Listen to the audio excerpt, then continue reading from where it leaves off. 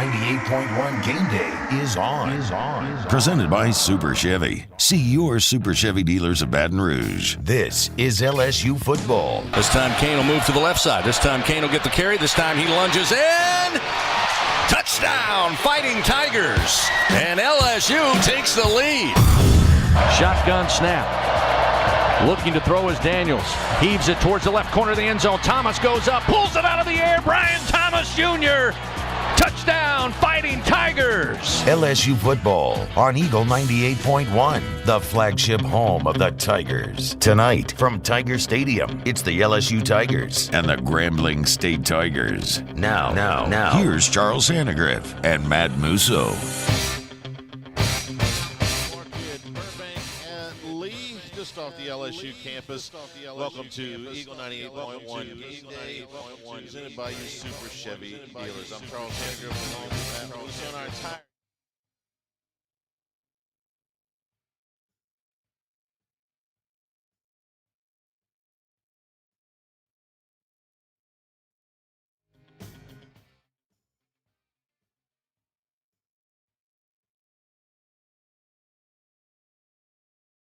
And Florida State pull away for.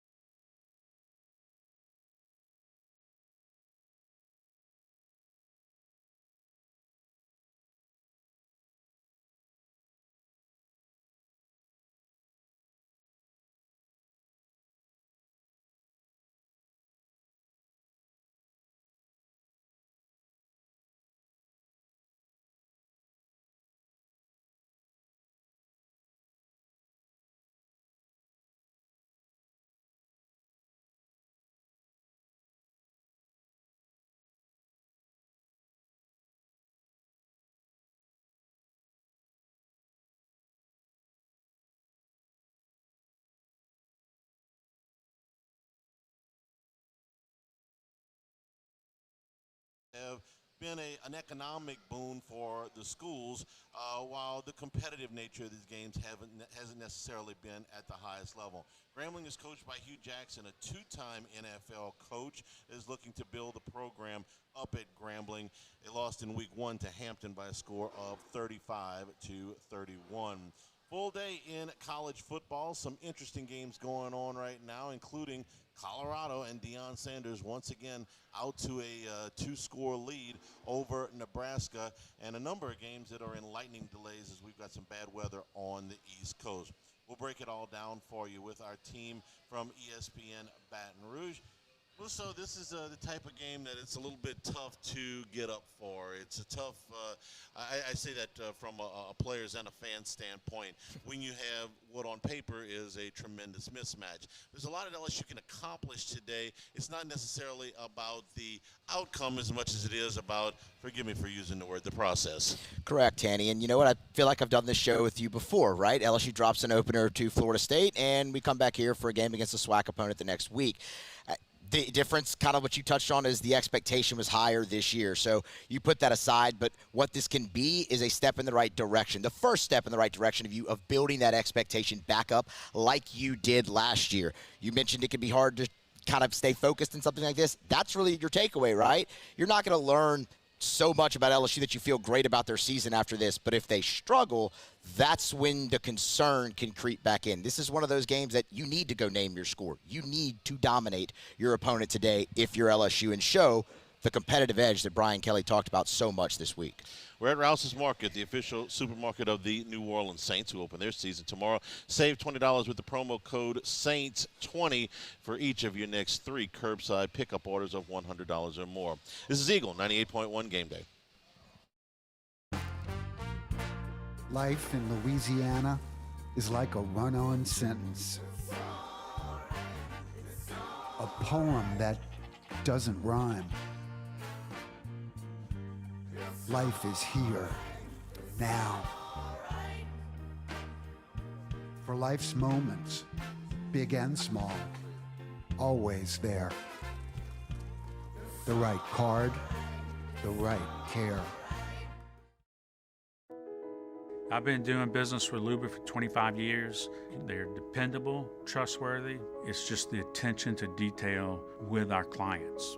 Our folks have years and years of experience. They're highly trained professionals, but many companies have that asset. What I'd like to think makes Luba a bit different is that we use those talents in a way that truly is dedicated to serving the needs of the folks who depend on us. Hello, Samantha, dear, I hope you're feeling fine. And it won't be long until I'm with you all the time. But until then, I spend my money up right down on my last dime. Come on, in Baton Rouge.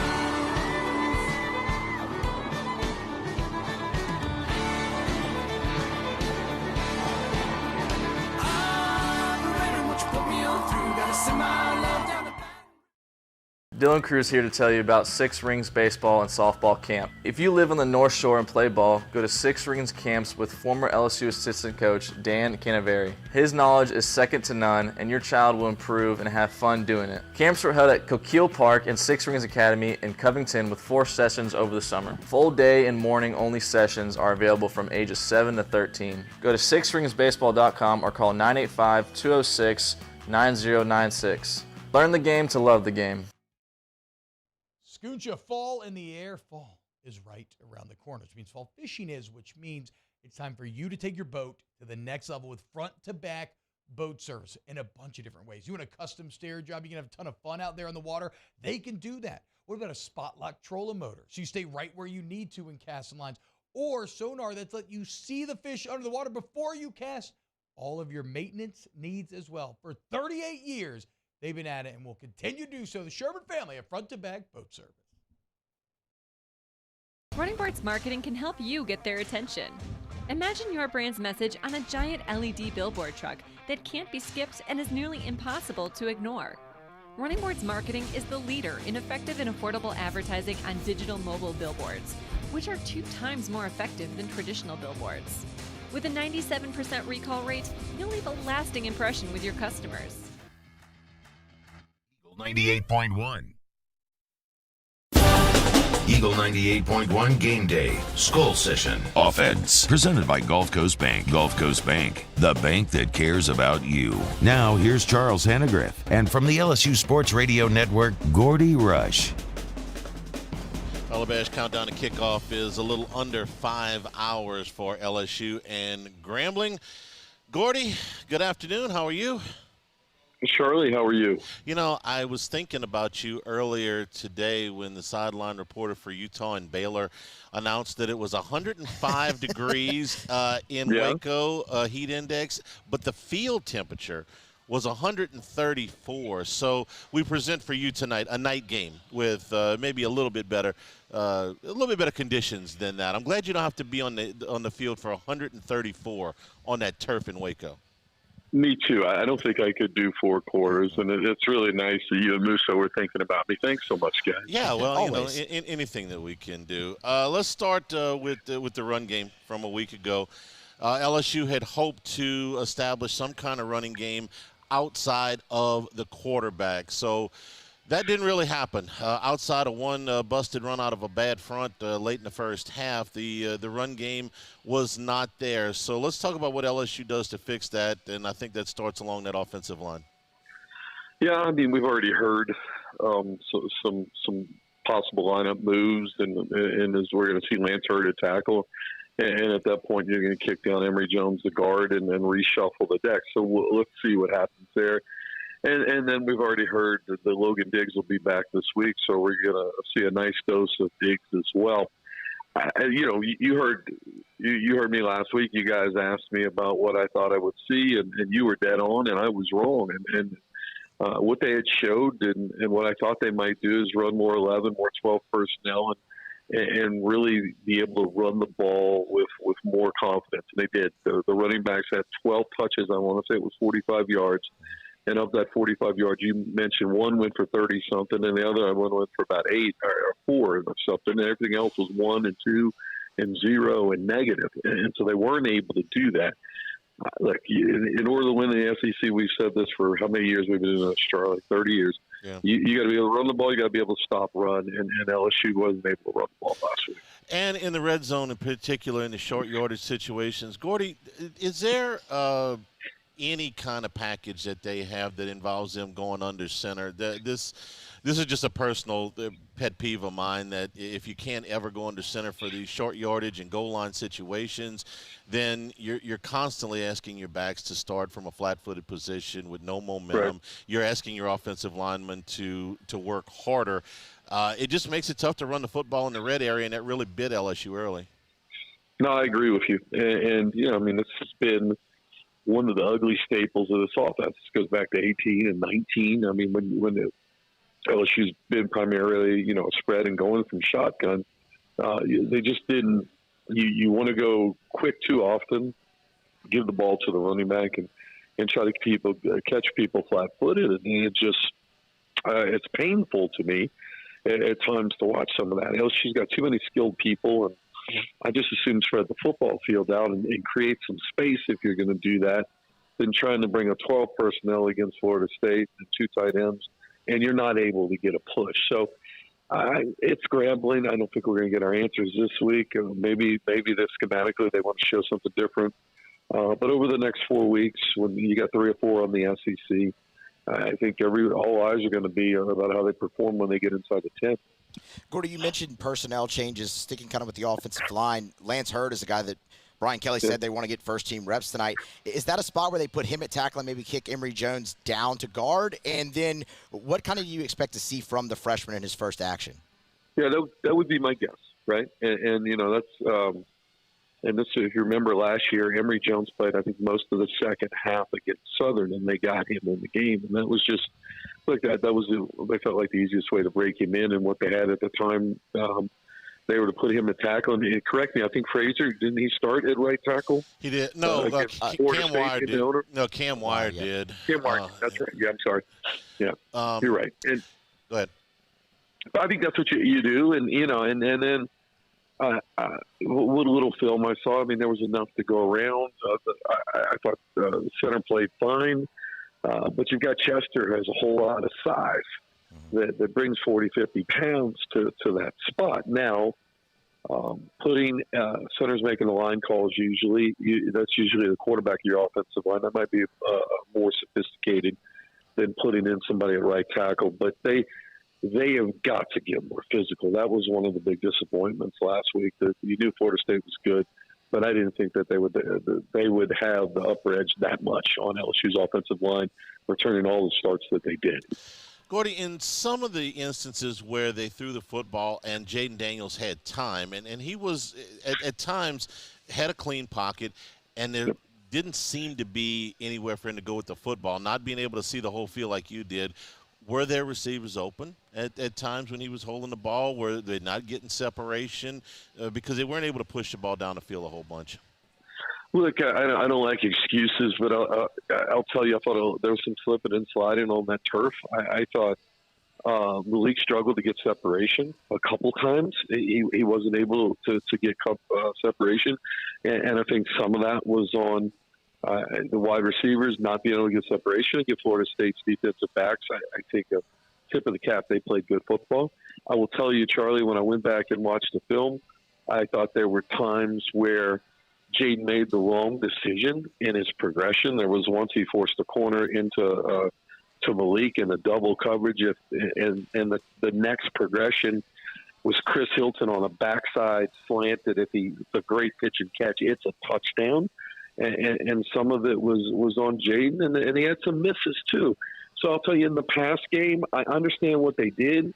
They thought they had the matchups with all the returning receivers, and then Daniels playing, comfortable with the offense and playing as much football as he did, and they just didn't execute. You had opportunities where they saw it incorrectly, didn't get separation, and then of course we know about the drops, didn't catch the football.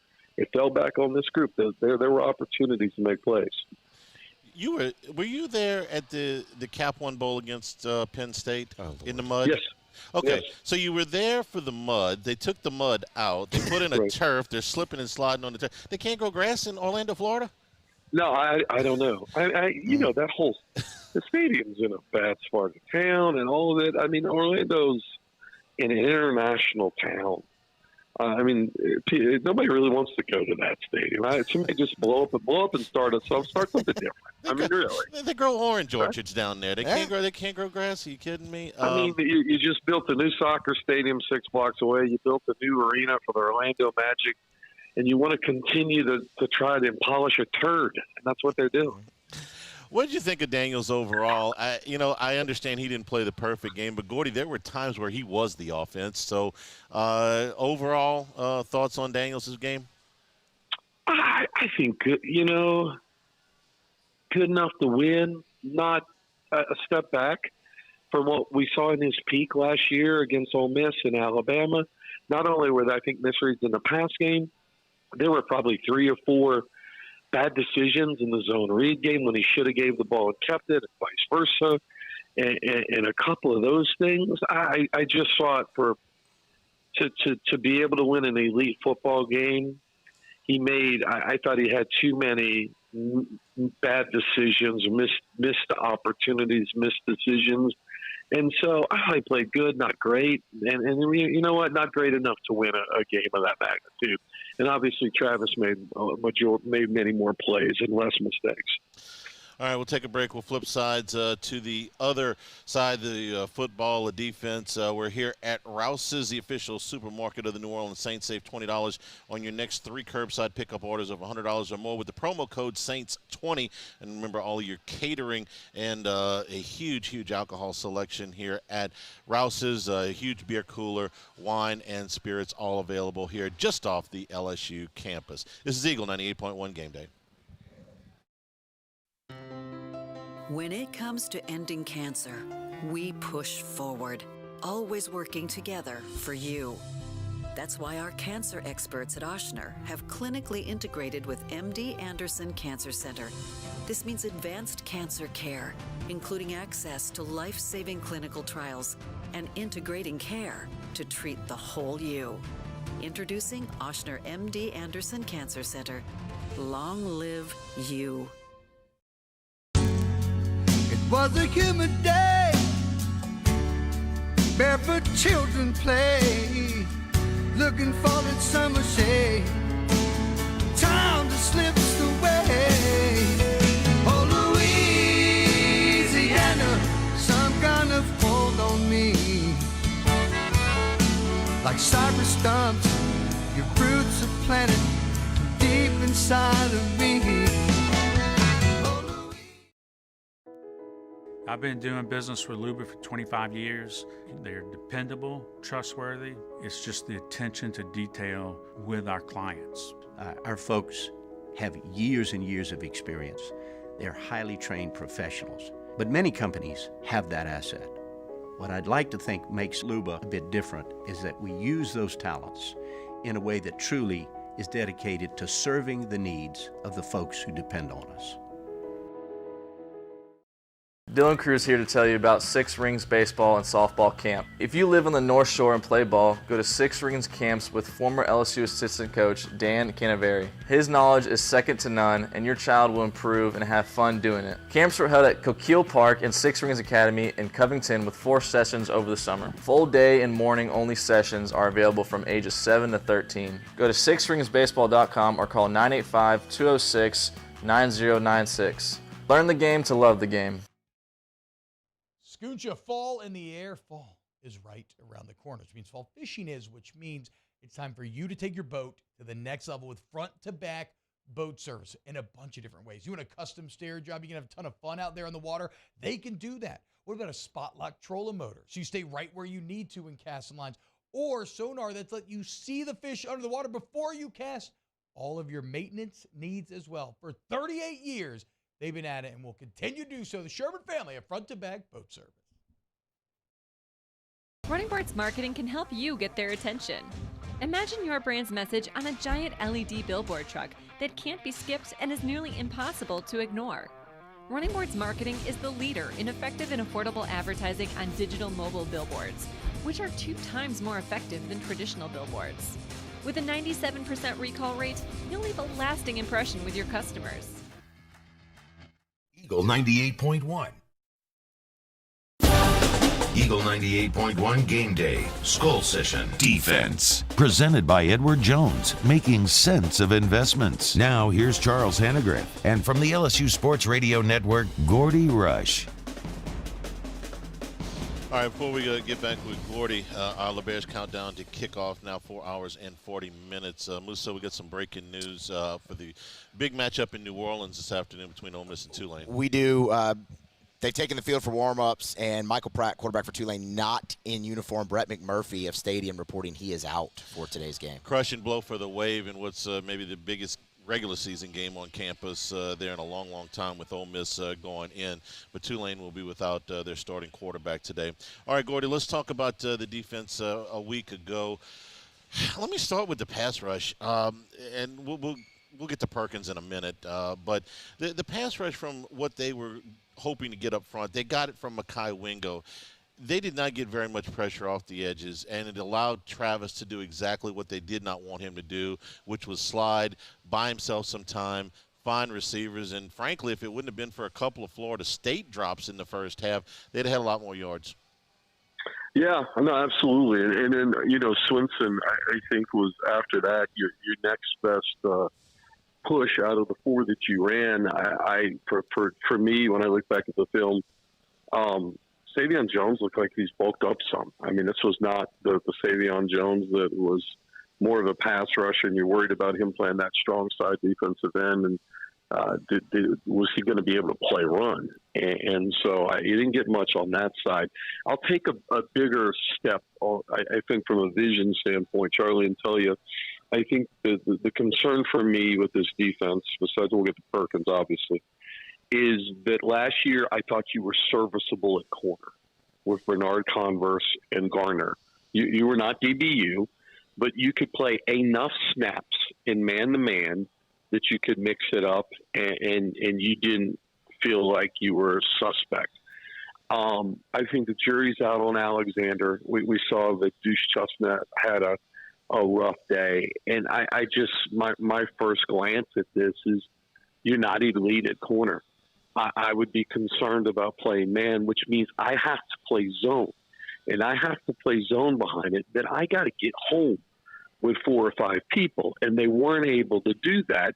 And then you get in the circumstances, a quarterback that buys time, and you're going to play some athletic quarterbacks, then nobody can play zone for 6, 7, 8, 9 seconds.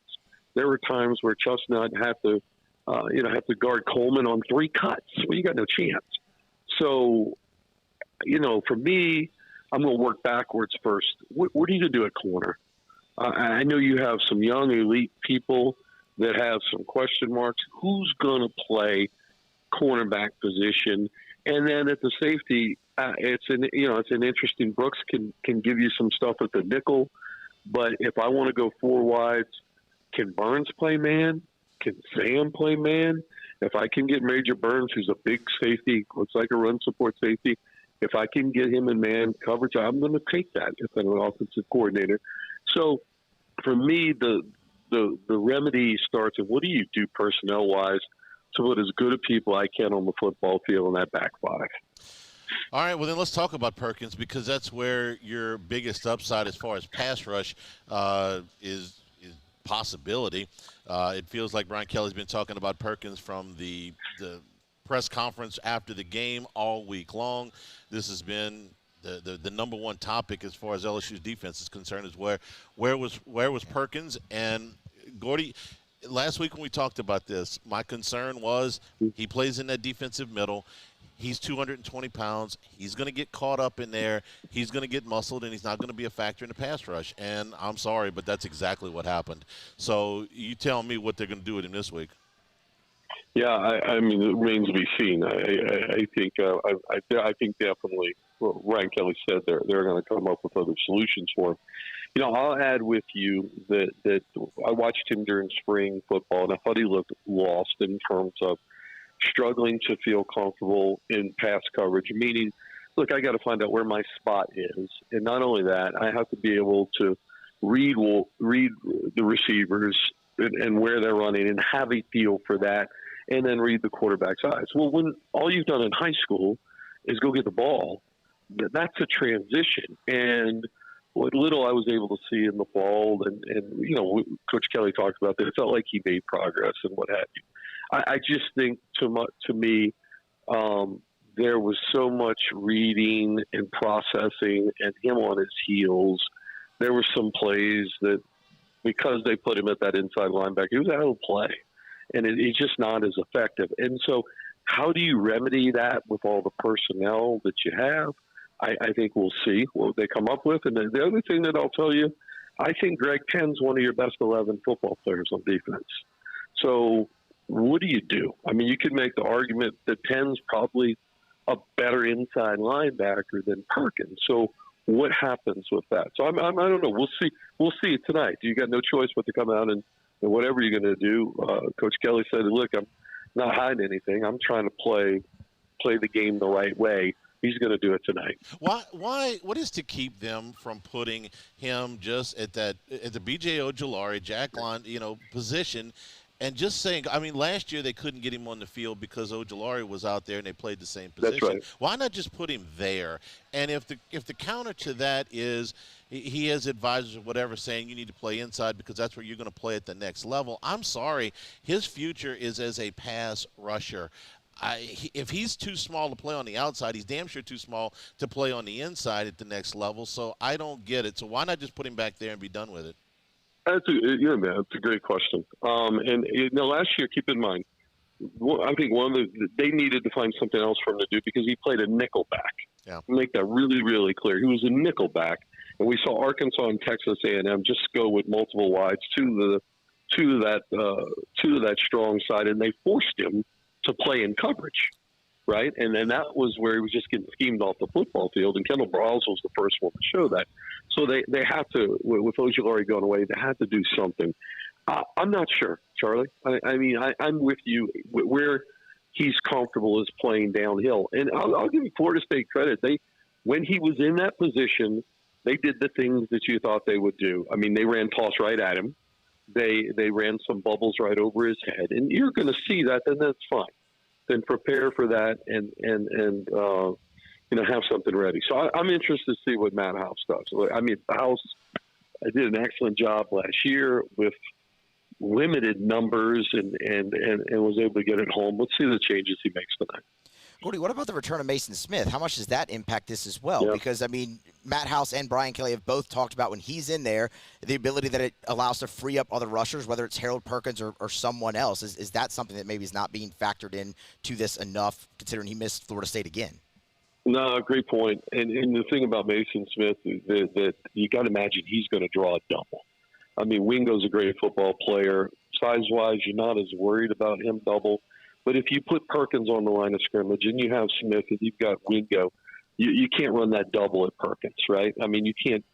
You're going to really start having to bring some people in, and I think that helps the backside.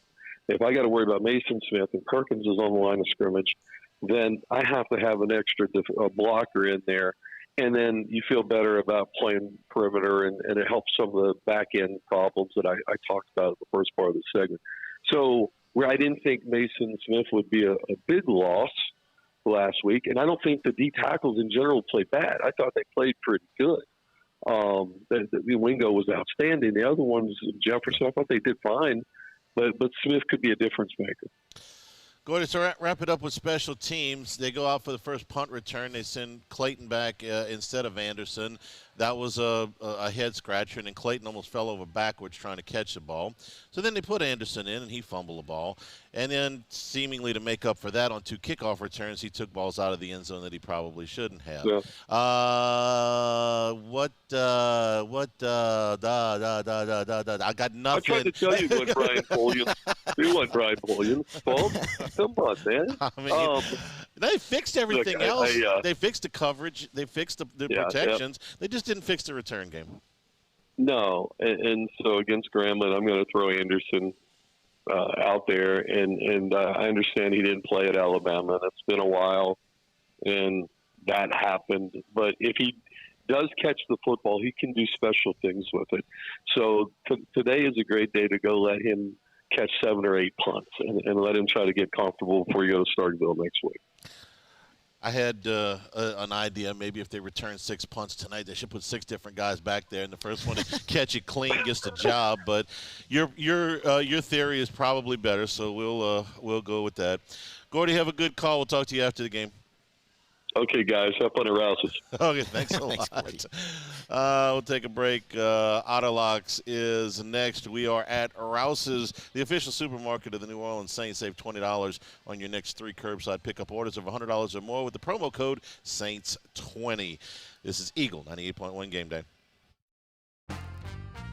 Life in Louisiana is a song. A symphony of sound, colors, and movement. Life is here, now.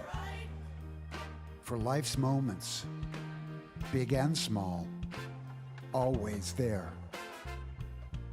The right card, the right care.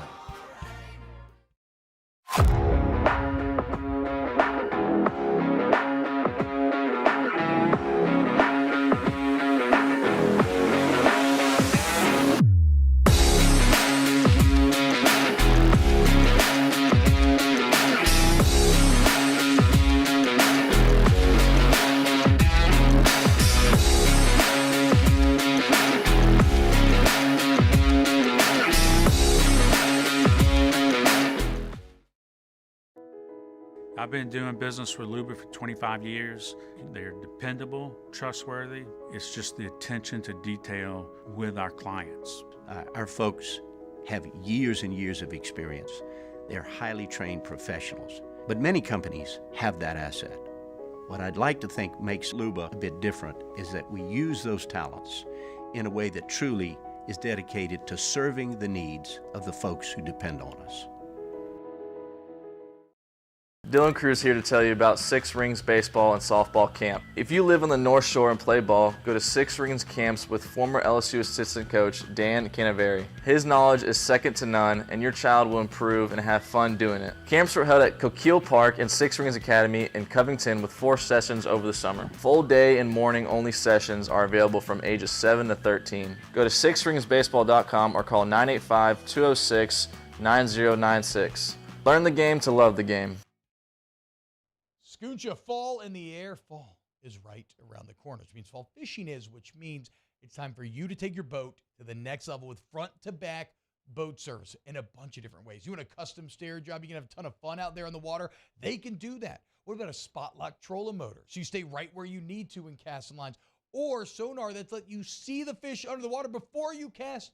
All of your maintenance needs as well. For 38 years, they've been at it and will continue to do so. The Sherman family of front-to-back boat service. Running Boards Marketing can help you get their attention. Imagine your brand's message on a giant LED billboard truck that can't be skipped and is nearly impossible to ignore. Running Boards Marketing is the leader in effective and affordable advertising on digital mobile billboards, which are 2 times more effective than traditional billboards. With a 97% recall rate, you'll leave a lasting impression with your customers. 98.1. Scoreboard? Okay. The First South Farm Credit College Football Scoreboard. First South Farm Credit. Financing farms and land since 1916. We start where else? Colorado, where the Buffaloes and Deion Sanders lead Nebraska 29-7 in this game. Shadur Sanders has thrown for 338 yards and a couple of touchdowns.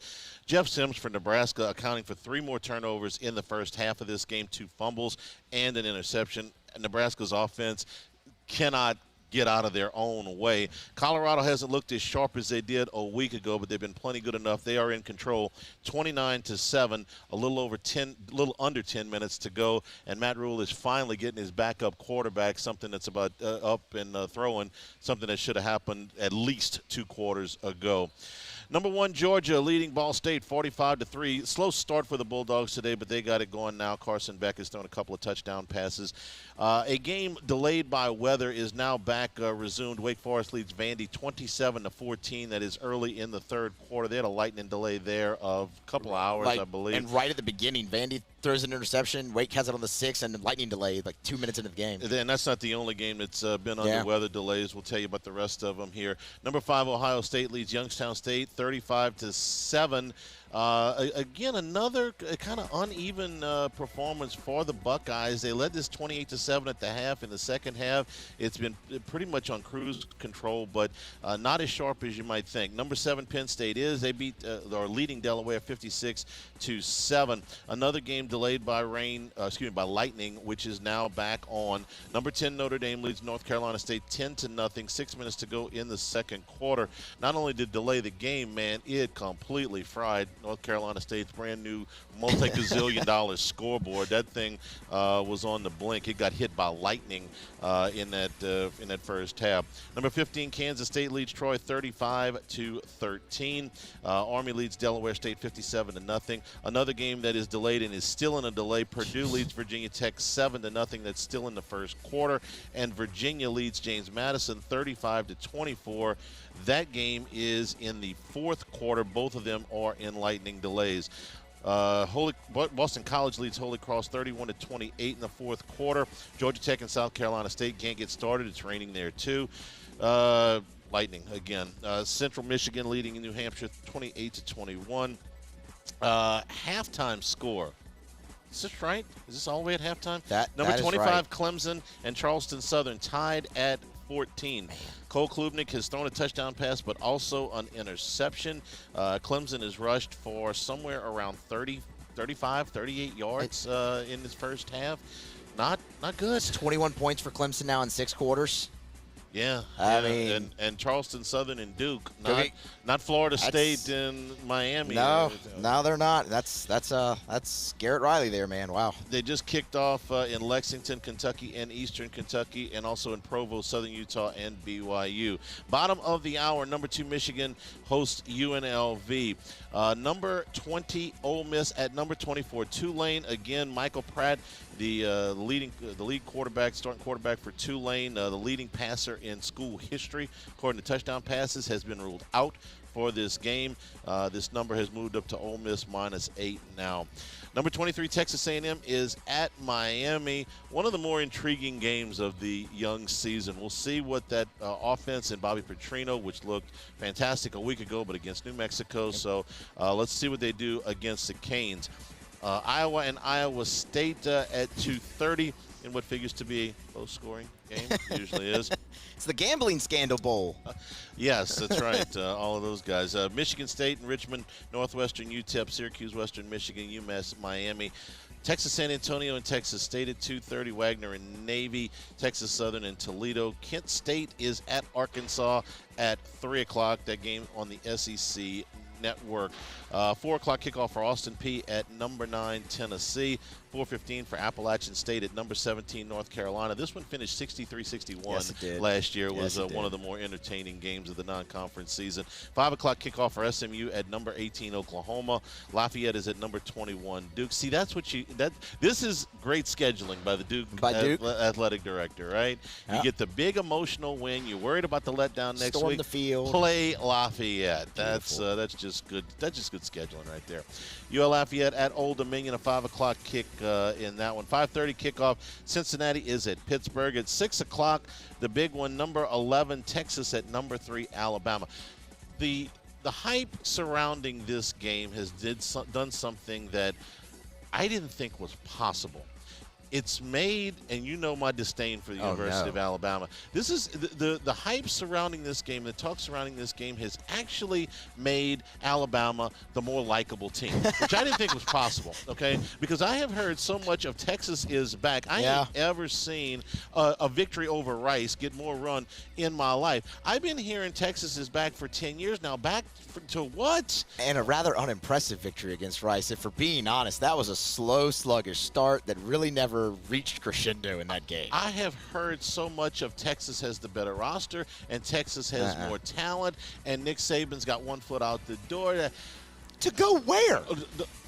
Jupiter Island, Florida. He bought a really nice house. Well, and potentially to to television, because yesterday I thought this was interesting. On McAfee? He's going to go on McAfee every week. Saw Who does he give this kind of time to during season? Nobody. If he's thinking about it, that's a good point. Musa, it's a really nice house. I like the TV thing better than the nice house. But in the meantime, I have had Texas just shoved down my throat so much this week about how good they are and how talented and how much. And this is going to be the signature win for Steve Sarkisian, who doesn't have one in 3 different stops, does not have one, against Nick Saban in Alabama. On the road. Right. At night in Tuscaloosa. Saban has ordered a heaping help and a rat poison here. Yes. I mean, they are doing the man's job for him, for crying out loud. Number 13, Oregon, a little trip to Lubbock, Texas, to take on the Red Raiders, who lost in Wyoming a week ago. Jacksonville State at Coastal Carolina, UConn at Georgia State, Northwestern State at Louisiana Tech, Middle Tennessee at Mizzou, UCF at Boise State, Houston at Rice, Idaho at Nevada, Memphis at Arkansas State. 6:30 kickoff. Number 19, Wisconsin at Washington State. This game in Madison last year, Cougars went in and got a win. Wisconsin a little under a touchdown favorite in that one. McNeese is at Florida. Gators have had 10 days to think about that drubbing they took in Salt Lake City. 6:30 kickoff for Eastern Michigan and Minnesota. Arizona at Mississippi State. One of the more unusual non-conference games. Mississippi State won easily in Tucson a year ago. Rutgers and Temple at 6:30. UCLA and San Diego State. 7 o'clock kick. Nicholls State is at TCU. They're catching TCU in a bad mood. The Fighting Wazans. 7:30 kick for Southern Miss at number 4, Florida. 8 o'clock kick for UC Davis at number 16, Oregon State. 9:30 kickoffs tonight, Stanford at number 6, USC. Auburn at Cal. You know, when you talk about cultures, you know, and Auburn and Cal are so similar. Right? Two peas in a pod there, Hanny. Auburn and Cal. War Damn Eagle in Berkeley tonight at 9:30. Auburn never won in the state of California. How many games did Heard they that on play? Gameday this How many morning. games did 5. they play in the They're state? 0 for 5. When's the last time they played in California? They didn't say that. They just had the graphic on the screen. You know what? They 0 played for 5 in California. They played a home-and-home with USC about 20 years ago. Somewhere around 2003, 2004. I do remember that. Okie State's at Arizona State, and the late game, Albany is at Hawaii, and that is your college football scoreboard. Our Bears countdown to kickoff is 4 hours and 18 minutes. This is Eagle 98.1 Game Day. The importance of doing this fortified program and offering it to people down here is, number one, the only real chance you're going to get to do this is when you put on a new roof or build new. And through companies like HUDCO, who's kind of leading the way in this thing, it's going to offer the customers a huge advantage in the insurance market and the price of their insurance. You know, we're not looking to make a fortune off fortifying. We're trying to give you a better product than our competitor at the moment. I'm trying to do something that he can. I'm trying to give you something better. So a lot of these insurance jobs, you're getting a re-roof, you're only paying your deductible. Let's sit down and talk about the fortified and let's see what it does to your insurance premium. You're getting a steal. Yeah. You're getting a brand new roof and a fortified certificate for your deductible, essentially. I think we're rocking and rolling.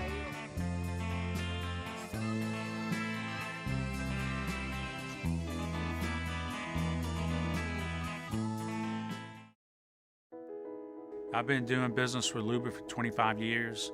They're dependable, trustworthy. It's just the attention to detail with our clients. Our folks have years and years of experience. They're highly trained professionals. But many companies have that asset. What I'd like to think makes Luba a bit different is that we use those talents in a way that truly is dedicated to serving the needs of the folks who depend on us. Dylan Cruz here to tell you about Six Rings Baseball and Softball Camp. If you live on the North Shore and play ball, go to Six Rings Camps with former LSU assistant coach Dan Canaveri. His knowledge is second to none, and your child will improve and have fun doing it. Camps were held at Coquille Park and Six Rings Academy in Covington with 4 sessions over the summer. Full day and morning only sessions are available from ages 7 to 13. Go to sixringsbaseball.com or call 985-206 9096. Learn the game to love the game. Scooncha, fall in the air. Fall is right around the corner, which means fall fishing is, which means it's time for you to take your boat to the next level with front-to-back boat service in a bunch of different ways. You want a custom stair job, you can have a ton of fun out there on the water. They can do that. What about a spot lock trolling motor? So you stay right where you need to in casting lines. Or sonar that's let you see the fish under the water before you cast. All of your maintenance needs as well. For 38 years, they've been at it and will continue to do so. The Sherman family of front-to-back boat service. Running Boards Marketing can help you get their attention. Imagine your brand's message on a giant LED billboard truck that can't be skipped and is nearly impossible to ignore. Running Boards Marketing is the leader in effective and affordable advertising on digital mobile billboards, which are 2 times more effective than traditional billboards. With a 97% recall rate, you'll leave a lasting impression with your customers. 98.1. Eagle 98.1 Game Day Scouting Report. Presented by Demco. Demco, powering lives, brightening the future. Welcome back in. Eagle 98.1 Game Day presented by your Chevy dealers. We're live at Rouse's on Burbank. Counting you down, LSU Grambling, the home opener, 6:30 tonight. Tigers looking for the bounce back after the loss to open the season to Florida State. Let's get our scouting report. Welcome in the executive director of the Reese's Senior Bowl. That's Jim Nagy. He's on Twitter at JimNagy_SB. Jim, we appreciate the time. Another week as always. How are you? I'm great, Matt. Good to be back on. For sure. Jim, before we look forward, I did kind of want to look back. I know you were in Orlando for the game on Sunday. We've pretty much put it to bed, but as somebody who was there, would love a thought on what you saw on the field there between LSU and Florida State. Yeah, I'll say this for Tiger fans, don't despair. Tigers are going to win a lot of games this year. That's just my main takeaway is that Florida State's that good, not that LSU is in trouble. LSU is going to be fine. They're going to rebound from that loss, but Florida State's, CFP level good team. And to me, the scary thing about them is they pulled it all together last week against LSU in week 1 with a bunch of transfer skill guys. You look at the Keon Coleman, the receiver, and Jaheim Bell, the kind of the multi-purpose player, scored 5 of their 6 touchdowns. They got 5 of their 6 touchdowns out of the portal. And that thing all came together in week 1, and they scored 45 points against an SEC defense. They could be really scary come November, late November, December, as we're getting closer to the CFP. So I still think LSU is a good football team. That Florida State team could be national title good. It's pretty crazy how the hype just realized not only Sunday for Florida State, but also Monday with Clemson looking not as strong as Clemson has in the past. It seems like everybody's really come around on them as the favorite in the ACC. Long way to go, but it happened quickly for Florida State, it feels like, in the span of about 48 hours. Let's put it to bed, though. Let's move on. So I want to do a lot of LSU with you today. Obviously, the Tigers, 16 players on the Senior Bowl watch list, but do want to start with Grambling because they've got a good one that's going to attempt to wreak havoc against the LSU backfield and quarterback in Sonny Anderson. Yeah, Sonny's a guy that was on our radar last year, one of the top players at the HBCU level.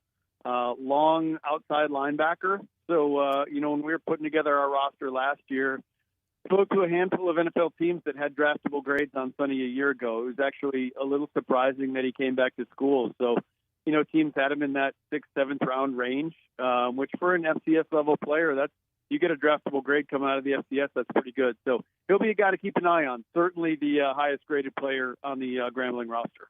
Be a challenge for LSU's offensive line for sure, and running backs abound. Talking about LSU, though, let's move to the Tigers.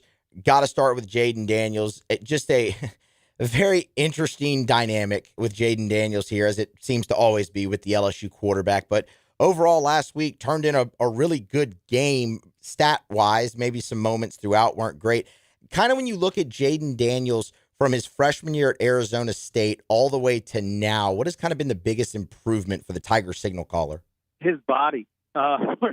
We're talking about a guy that was like 167, 68 pounds back then, and now he's, when I was through Baton Rouge in fall camp, I think he opened somewhere like 208, close to 210. So he's put on significant weight. Just a more durable player. And you're right. The other night, I don't think Jaden played his best game. He had, he was a little up and down within the game, and that's where he'd gotten through that last year. By the end of last year, he was really playing consistent football. And so he had some rough patches of the game, as did Jordan Travis for Florida State.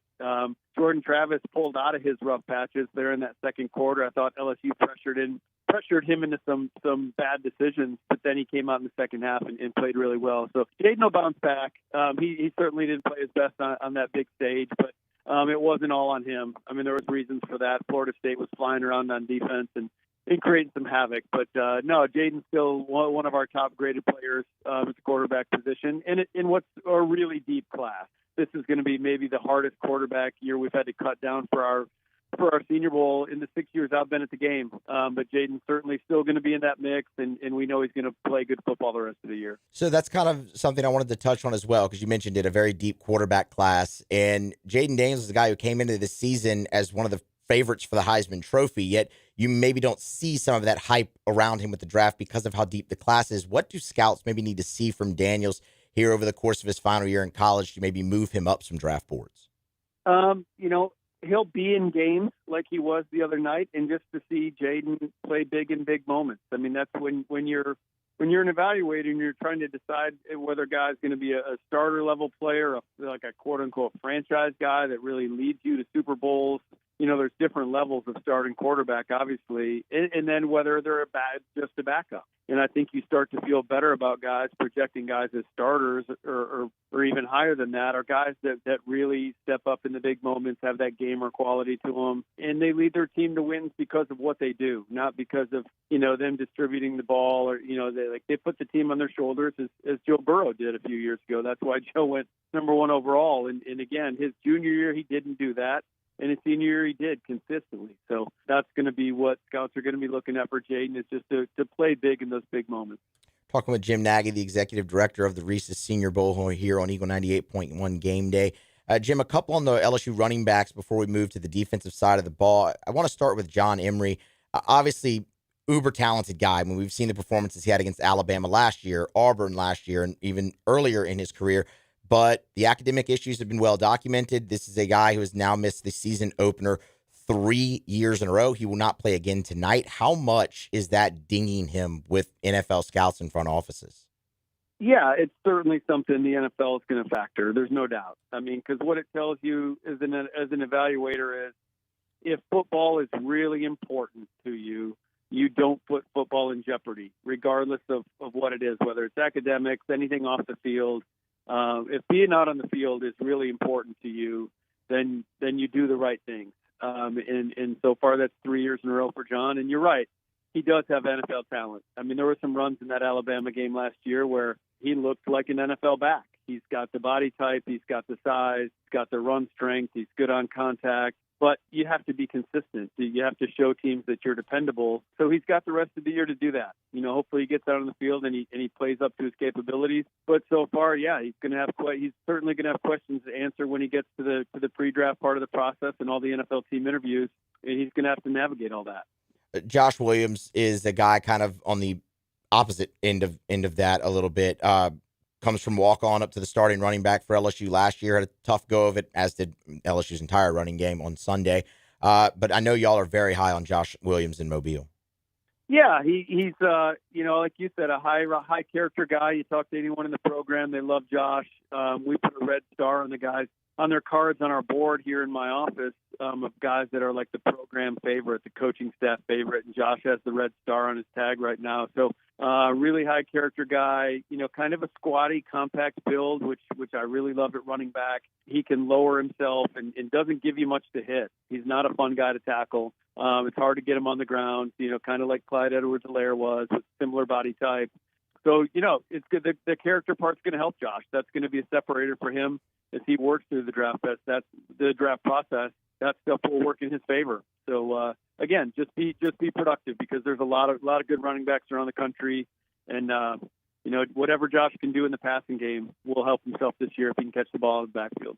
Couple more minutes with Jim Nagy here. Jim, I want to flip to the defensive side of the ball. One of the biggest transfers that everyone wanted to see that LSU brought in was linebacker Omar Spates, and he was all over the field against Florida State, led LSU in tackles, and really got his time off to a great start. What do y'all see in a guy like Omar Spates, who came from Oregon State in the Pac-12 and now to the SEC.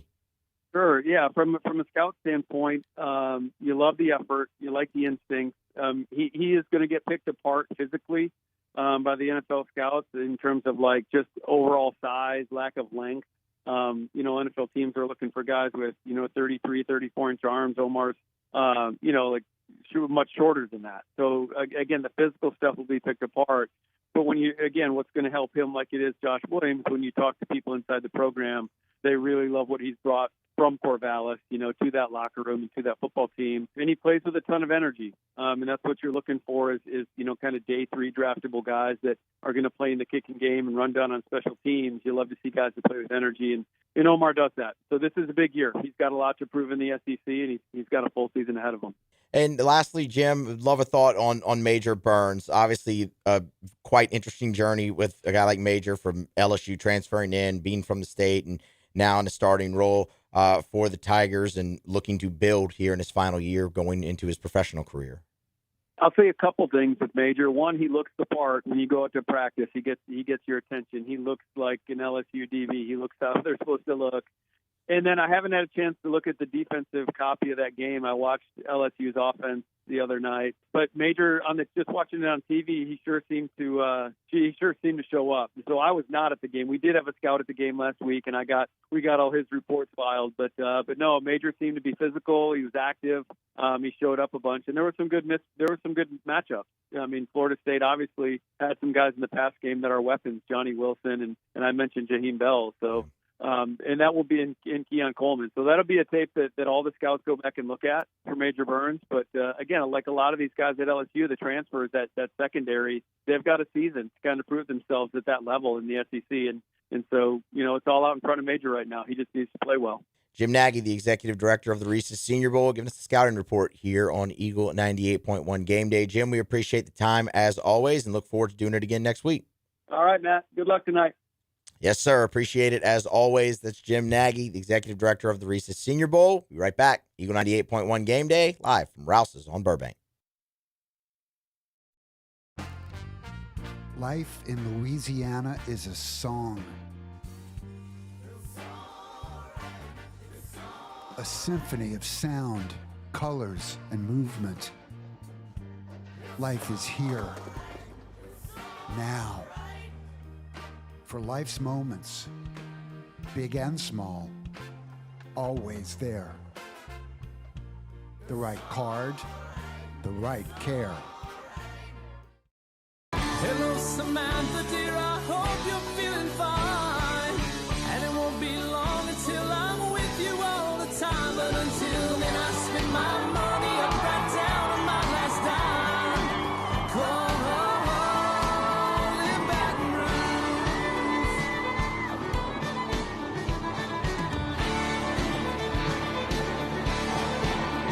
I'm ready, what you put me on through. Gotta send my love down to I've been doing business with Luba for 25 years. They're dependable, trustworthy. It's just the attention to detail with our clients.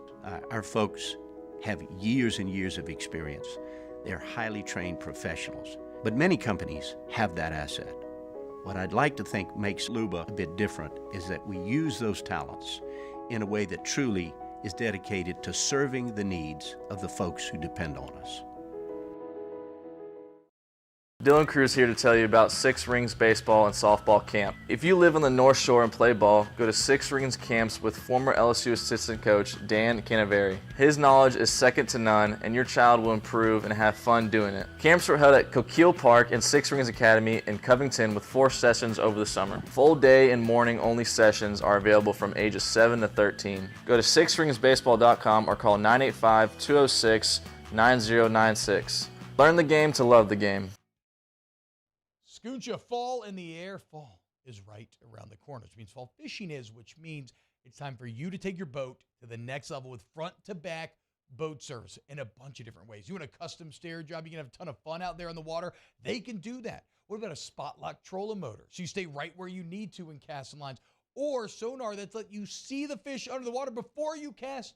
All of your maintenance needs as well. For 38 years, they've been at it and will continue to do so. The Sherman family, a front-to-back boat service. Running Boards Marketing can help you get their attention.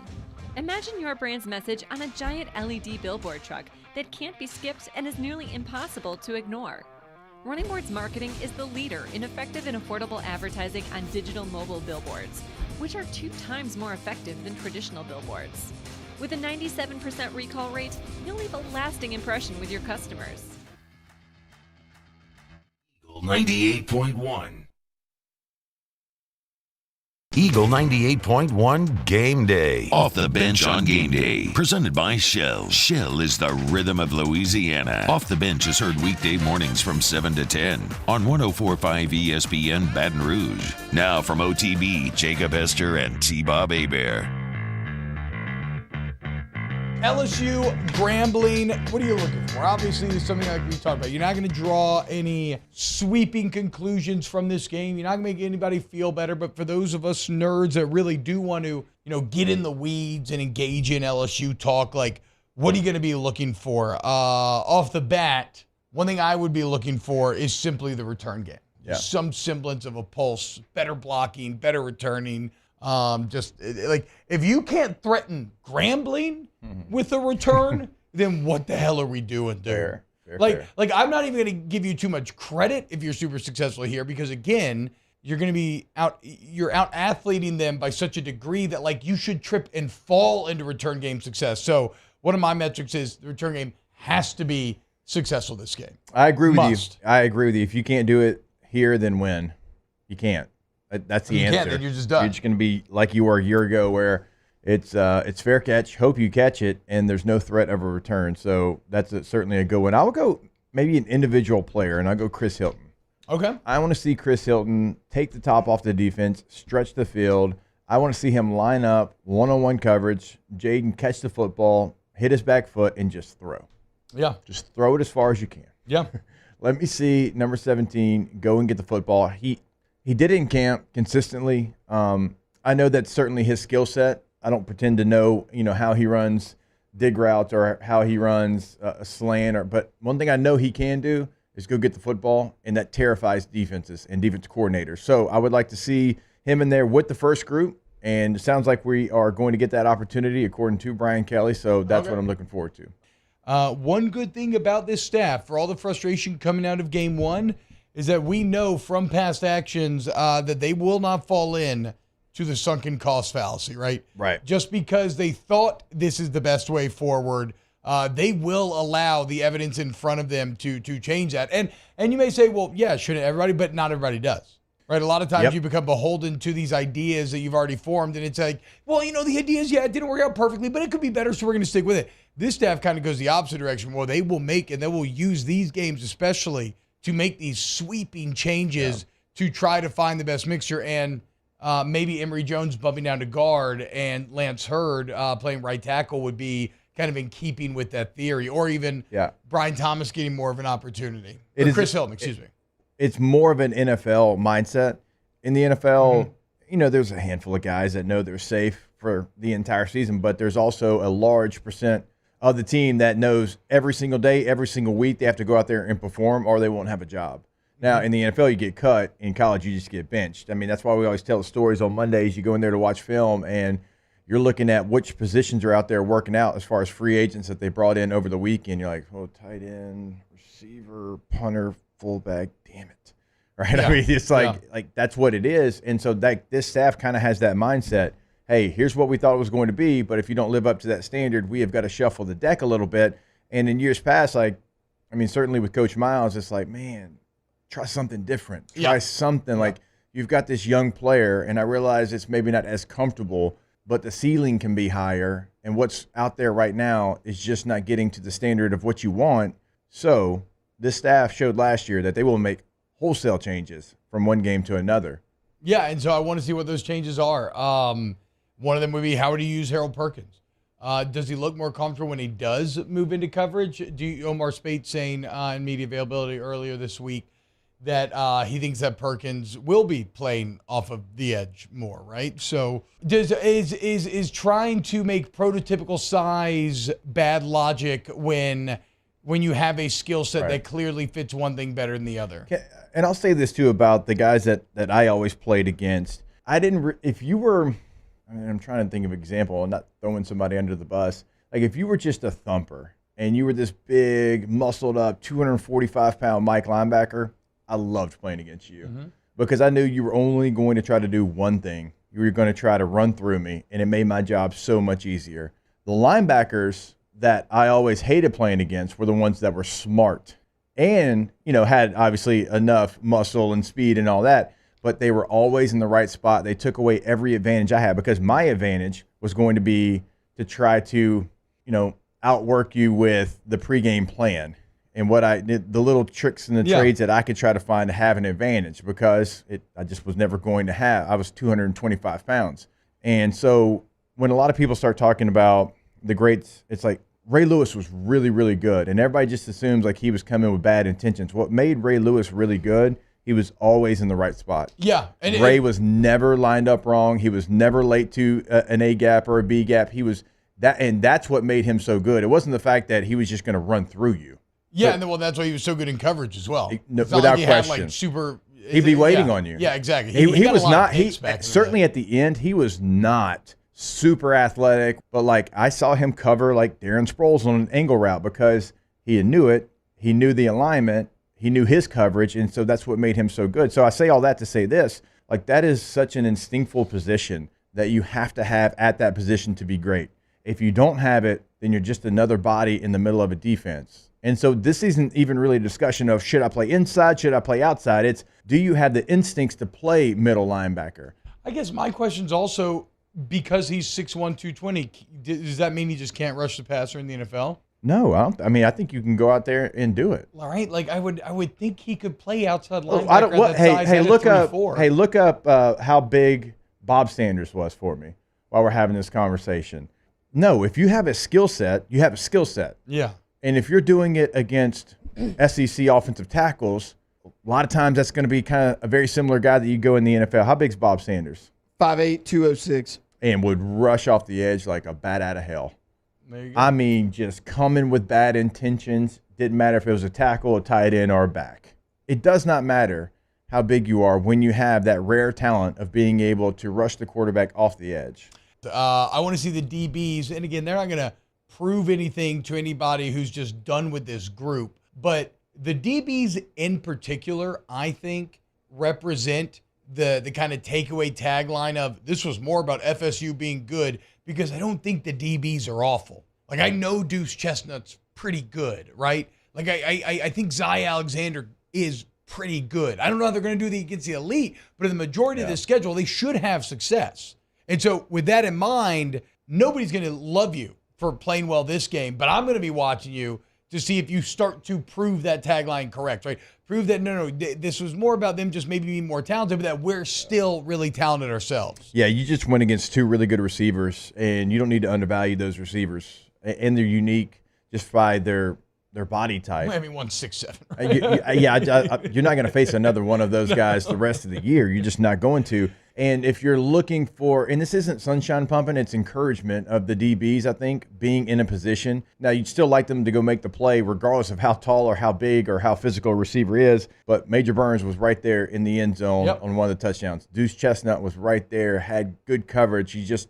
didn't make the play. No. The better athlete went and made the play. You'll face some of that, but that group for Florida State is a unique receiver room because of their size, speed, and what they're able to go out there and do. And if you weren't in position to make the play, if it was busted coverages all over the place, that would be more concerning. I mean, when I watched the tape, it wasn't busted coverages. It was a guy being 3-4 yards off of his spot. Yeah. And at that's every something level. you can fix this weekend. That's something you have to fix this weekend. The zone coverage has to be much better as far as your landing marks, where you get to, because the quarterback is throwing in windows. Well, you're supposed to be in a window. If you're not, it makes it easier for the quarterback. That's elementary.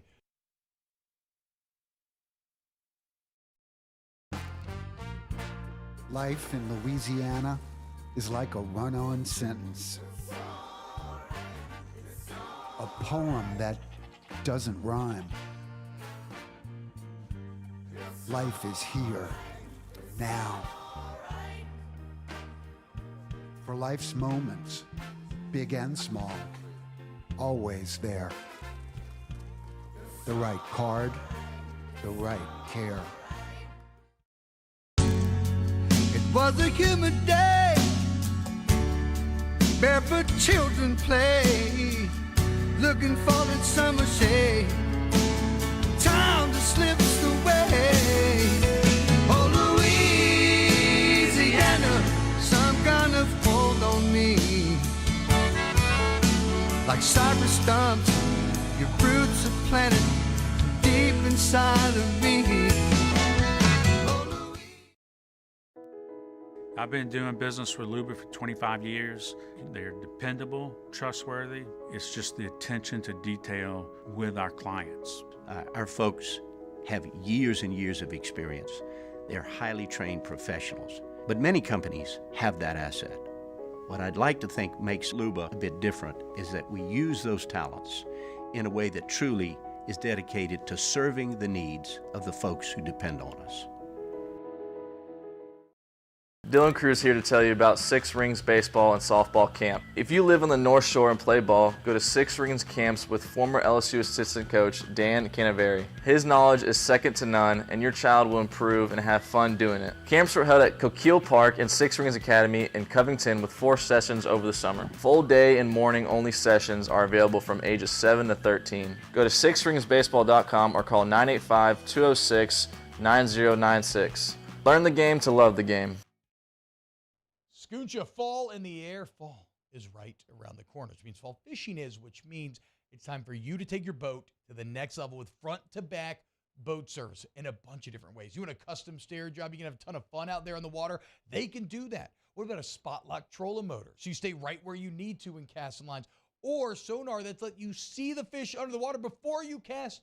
All of your maintenance needs as well. For 38 years, they've been at it and will continue to do so. The Sherman family of front-to-back boat service. Running Boards Marketing can help you get their attention. Imagine your brand's message on a giant LED billboard truck that can't be skipped and is nearly impossible to ignore. Running Boards Marketing is the leader in effective and affordable advertising on digital mobile billboards, which are 2 times more effective than traditional billboards.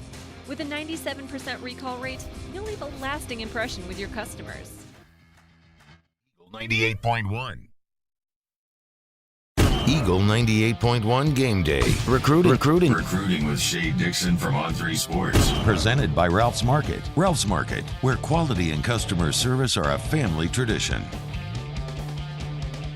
Bears countdown to kickoff about 3 or 4 hours, a little under 4 hours now, 3 hours and 50 minutes. And now on the Bears phone line, our friend Shay Dixon talking recruiting. Shay, good afternoon. How are you? I'm doing well, Charlie. Are we doubting Colorado anymore? Are we still on wait and see mode here? I've definitely got some doubts about Nebraska's quarterback situation, but not Colorado. They looked as good as you can look. For a game that was supposed to kind of be a toss-up game. You know, it was under a field goal, right about a field goal spread. 3. They stomped Nebraska, and if I'm Nebraska, I gotta change quarterbacks. I can't have a turnover per quarter.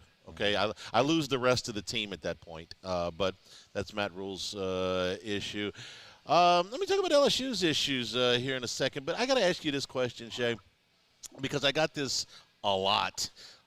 In the beginning part of the week, and I said, well, I don't know, but I know the guy to ask. And the question was, how did LSU lose out on a receiver from Opelousas named Keon Coleman not once but twice?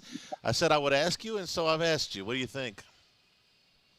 I'm good at this answer now because it's not the first time I've been asked this. I'll bet. People texted me I'll bet. And said, Shay, you're probably the person. I was talking with someone in the living room. What's going on here? So this is basically the Shay's Notes version of your Cliff Notes here. Remember, he came playing at Opelousas Catholic, 1A ball.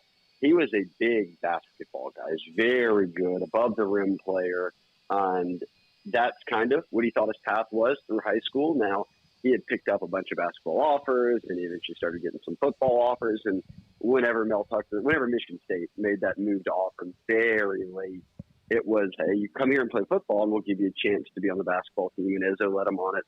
in year one, he played a little as a bench guy, just nothing but garbage minutes. And I think at that point, his football had developed enough to where they said, hey, focus on that. He had a huge year as a sophomore. And then when he went to the portal, it was, where can I go and see immediate playing time almost guaranteed? And Florida State, while they do have some talented receivers, it was pretty clear that, opposite Johnny Wilson, they wanted to match him up and said, hey, look, we're going to be competing for a title this year. If you want to spend 1 year, come for it. And he was all in. But then why didn't LSU offer? I think it comes down to that year. As always, or more often than not, Louisiana had a lot of receivers. And Malik Neighbors was in that class. Chris Hilton was in that class. Brian Thomas was in that class. Jack Besh led the state in receiving that year. He was in that class. And then they signed Deion Smith with that fifth receiver spot, who was the number one player in Mississippi and the highest ranked of any of those receivers, even above Malik. And he lasted, a year? And now he's playing JUCO ball. I actually saw that he'd scored a couple of touchdowns and went for about 200 yards in JUCO on Friday night. So they took 5 guys, and he just wasn't one of them. And obviously you look back now and say, well, wish we would have taken him, but water under the bridge at this point. Yeah, no, it's a completely reasonable explanation for what happened. The other player was, and again, this is water under the bridge now, but they made a strong play, I know, for Braden Fisk, who was heavily recruited out of Central Michigan. So you tell me what happened there, because I know LSU went all out to get him. They did. What happened here is the same thing, I think, with Coleman. And you look at some other guys on that team. Kentrell Cypress, coming out of UVA, was a guy that LSU knew they had corner issues, and they were heavily after him in the kind of latter portion of his portal process. And their tight end that they had, that was their inline blocker, was one of LSU's first offers in the portal. And with a guy like Fisk, is a guy like a lot of those, is LSU is in it, but Florida State just had the best portal class in the country. And they did a very good job pitching those guys, getting them on campus, getting them committed. And everywhere you read this offseason, it was the number 1 portal class is FSU, the number 2 portal class is LSU. Well, when you looked at that game, and I rewatched it, Charlie, and that jumped out at me because I started to notice some other kids who were just out there playing for Florida State that weren't the headliners, but were starting or in rotational roles. And I was like, LSU offered that kid in the portal, that kid in the portal, that kid in the portal. And I know right now LSU fans are saying, man, look, we're proving Brian Kelly's point. You can't build a team through a portal. Well, you can. Florida State's doing it. They haven't had a top 20 recruiting class but one time in 4 years. But if you get all the good players out of the portal, you can build a pretty impressive team. So I think Florida State's proving that right now. Maybe no, you don't want to do that long term, but boy, if you hit on the right guys in the portal, you can win some football games. You can win games in a lot of different sports. Look what Colorado is doing. You can rebuild a lot quicker than you used to. And Florida State had frankly fallen behind in the facilities arms race. That was one of the reasons that Jimbo Fisher was looking for an escape hatch, a number of years ago. But they are not making that same mistake with NIL money. They're full speed ahead there. And I'll be honest with you. When Coleman went there, I thought, well, LSU's got depth at the position. It's not a crushing loss. I really thought they were going to get Fisk. And when they did, it's like, okay, Florida State's serious. They got their transfer portal / NIL program going, and it was a big eye opener. And if they can continue to do that, they're going to be closer to getting back to where they once were. All right, let's move forward. Shay, this is not the marquee game on the home schedule for LSU, but it is the first one. So what kind of visitor list are we looking at here for LSU and Grambling? It's actually a pretty impressive one. They've got, and they worked a lot of the offseason to kind of line up a lot of guys to come in for this first game. So I had done a count. It was a little more than 80, so close to 100 kids, recruits, will be at this one, from the current 2024 class all the way up into some freshmen in high school. Dunham's got a great quarterback as a freshman that will be there today. So they've got all ages up there. They've been up there all day. A lot of the guys were there to watch the walkthrough. Some guys came through yesterday and spent some time with the staff that didn't have high school football games or played on Thursday night. But there are, I would say, the headliners, at least beyond your current commitments. Two current commitments or headliners, I guess you would say. DeCorian Moore out of Duncanville, the 5-star receiver. and his teammate Caden Durham, who's the running back that top 10 they landed within a span of 48 hours in August, and didn't get Colin Simmons, but got those two off the best team in Texas. And to have them both here for the first game is, I know they're happy about it. It kind of makes them feel better that those guys are going to stick and are very solid with their LSU commitment right now. But the biggest guy I think everybody's watching, his name's Gabriel Relaford. He's a standout defensive lineman at Evangel. At On3, we've got him ranked as the top 5 player in the state right now, and he's committed to A&M.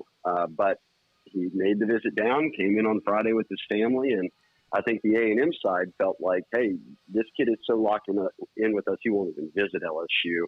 It's done, and here we go. The very first game of the year, LSU's convinced him to not only come down, but come down with his whole family, get in a day early, stay till Sunday.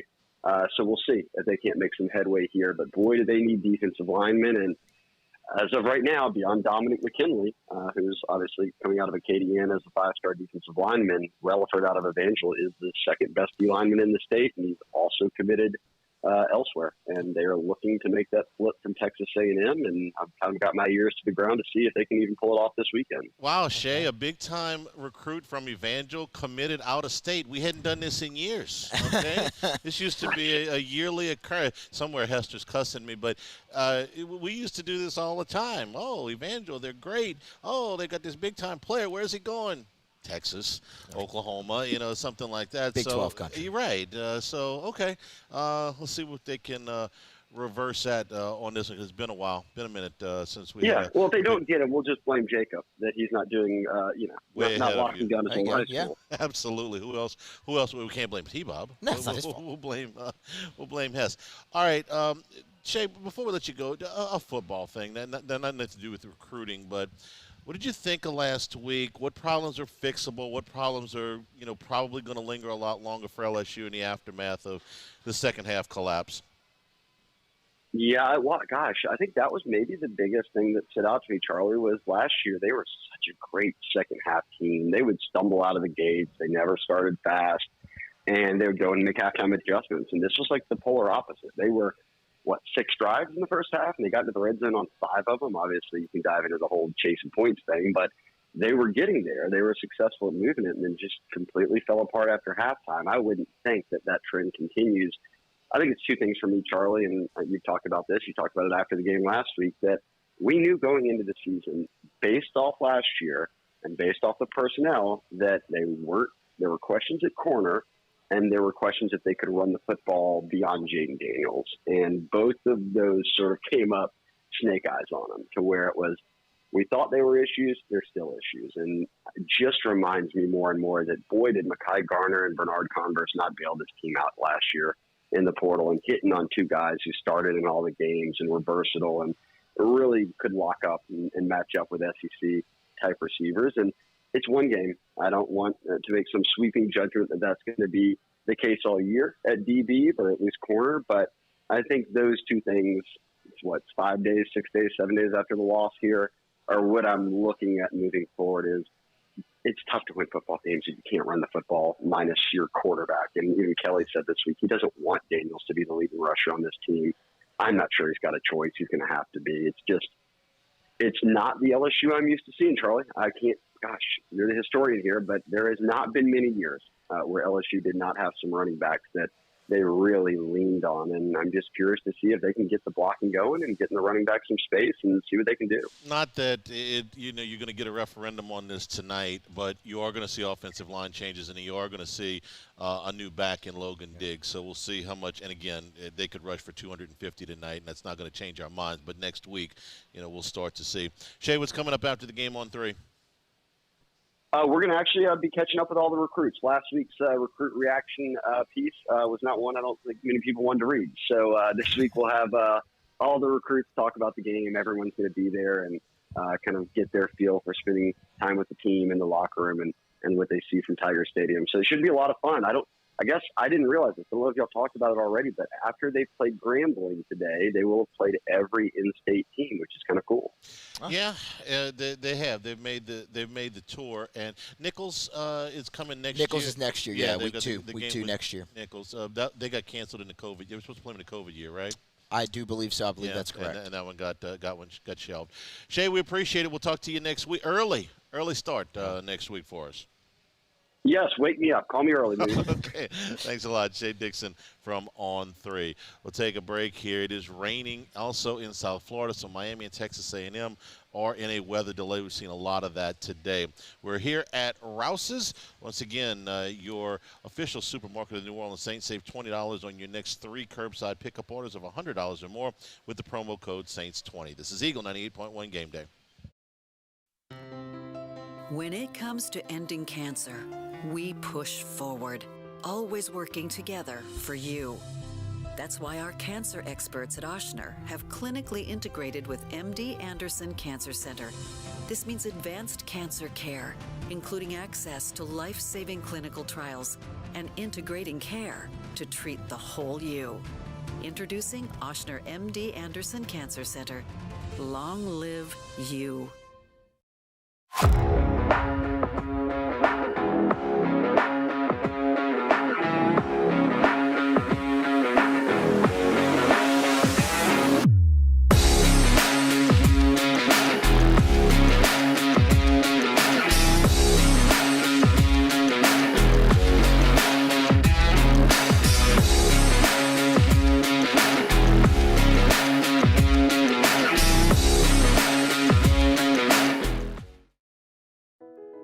I've been doing business with Luba for 25 years.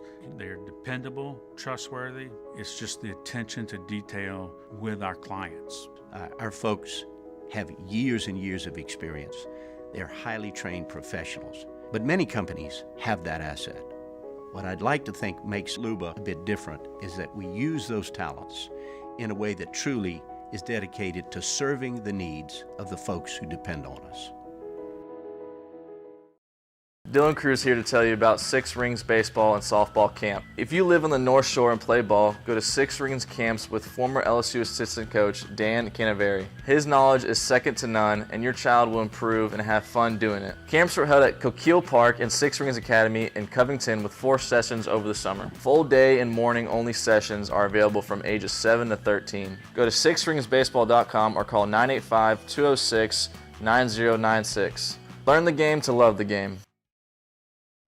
Scooncha, fall in the air. Fall is right around the corner, which means fall fishing is, which means it's time for you to take your boat to the next level with front-to-back boat service in a bunch of different ways. You want a custom stair job, you can have a ton of fun out there on the water. They can do that. What about a spot lock trolling motor? So you stay right where you need to in casting lines.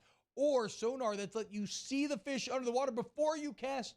All of your maintenance needs as well. For 38 years, they've been at it and will continue to do so. The Sherman family of front-to-back boat service. Running Boards Marketing can help you get their attention. Imagine your brand's message on a giant LED billboard truck that can't be skipped and is nearly impossible to ignore. Running Boards Marketing is the leader in effective and affordable advertising on digital mobile billboards, which are 2 times more effective than traditional billboards. With a 97% recall rate, you'll leave a lasting impression with your customers. 98.1. Eagle 98.1 Game Day. Otter Locks. Presented by Excel. For over 30 years, excellence in providing construction engineering and fabrication services. For information, visit us at excelusa.com. Now, here's Jimmy Ott. LeBear's countdown to kickoff, 3.5 hours from now, LSU and Grambling. We bring in Jimmy Ott. Lots going on in college football today. Jimmy, good afternoon. How are you? Oh, good afternoon, Charlie. This weather out on the East Coast, kind of in the North Carolina, Virginia area, it's kind of throwing us all off kilter today, man. So usually the 11 a.m. session, 2:30 session, been kind of thrown off. So we've got staggered games all over the place. Yeah, and that's going to continue because A&M and Miami have not started yet. They're 30 minutes behind. Not sure what the update is. They're kicking off right now. They are kicking off right now. They move the game from ABC to ESPN News because Notre Dame, NC State started at 11 at ABC, but delayed. They're just 3 minutes in the second half. All right.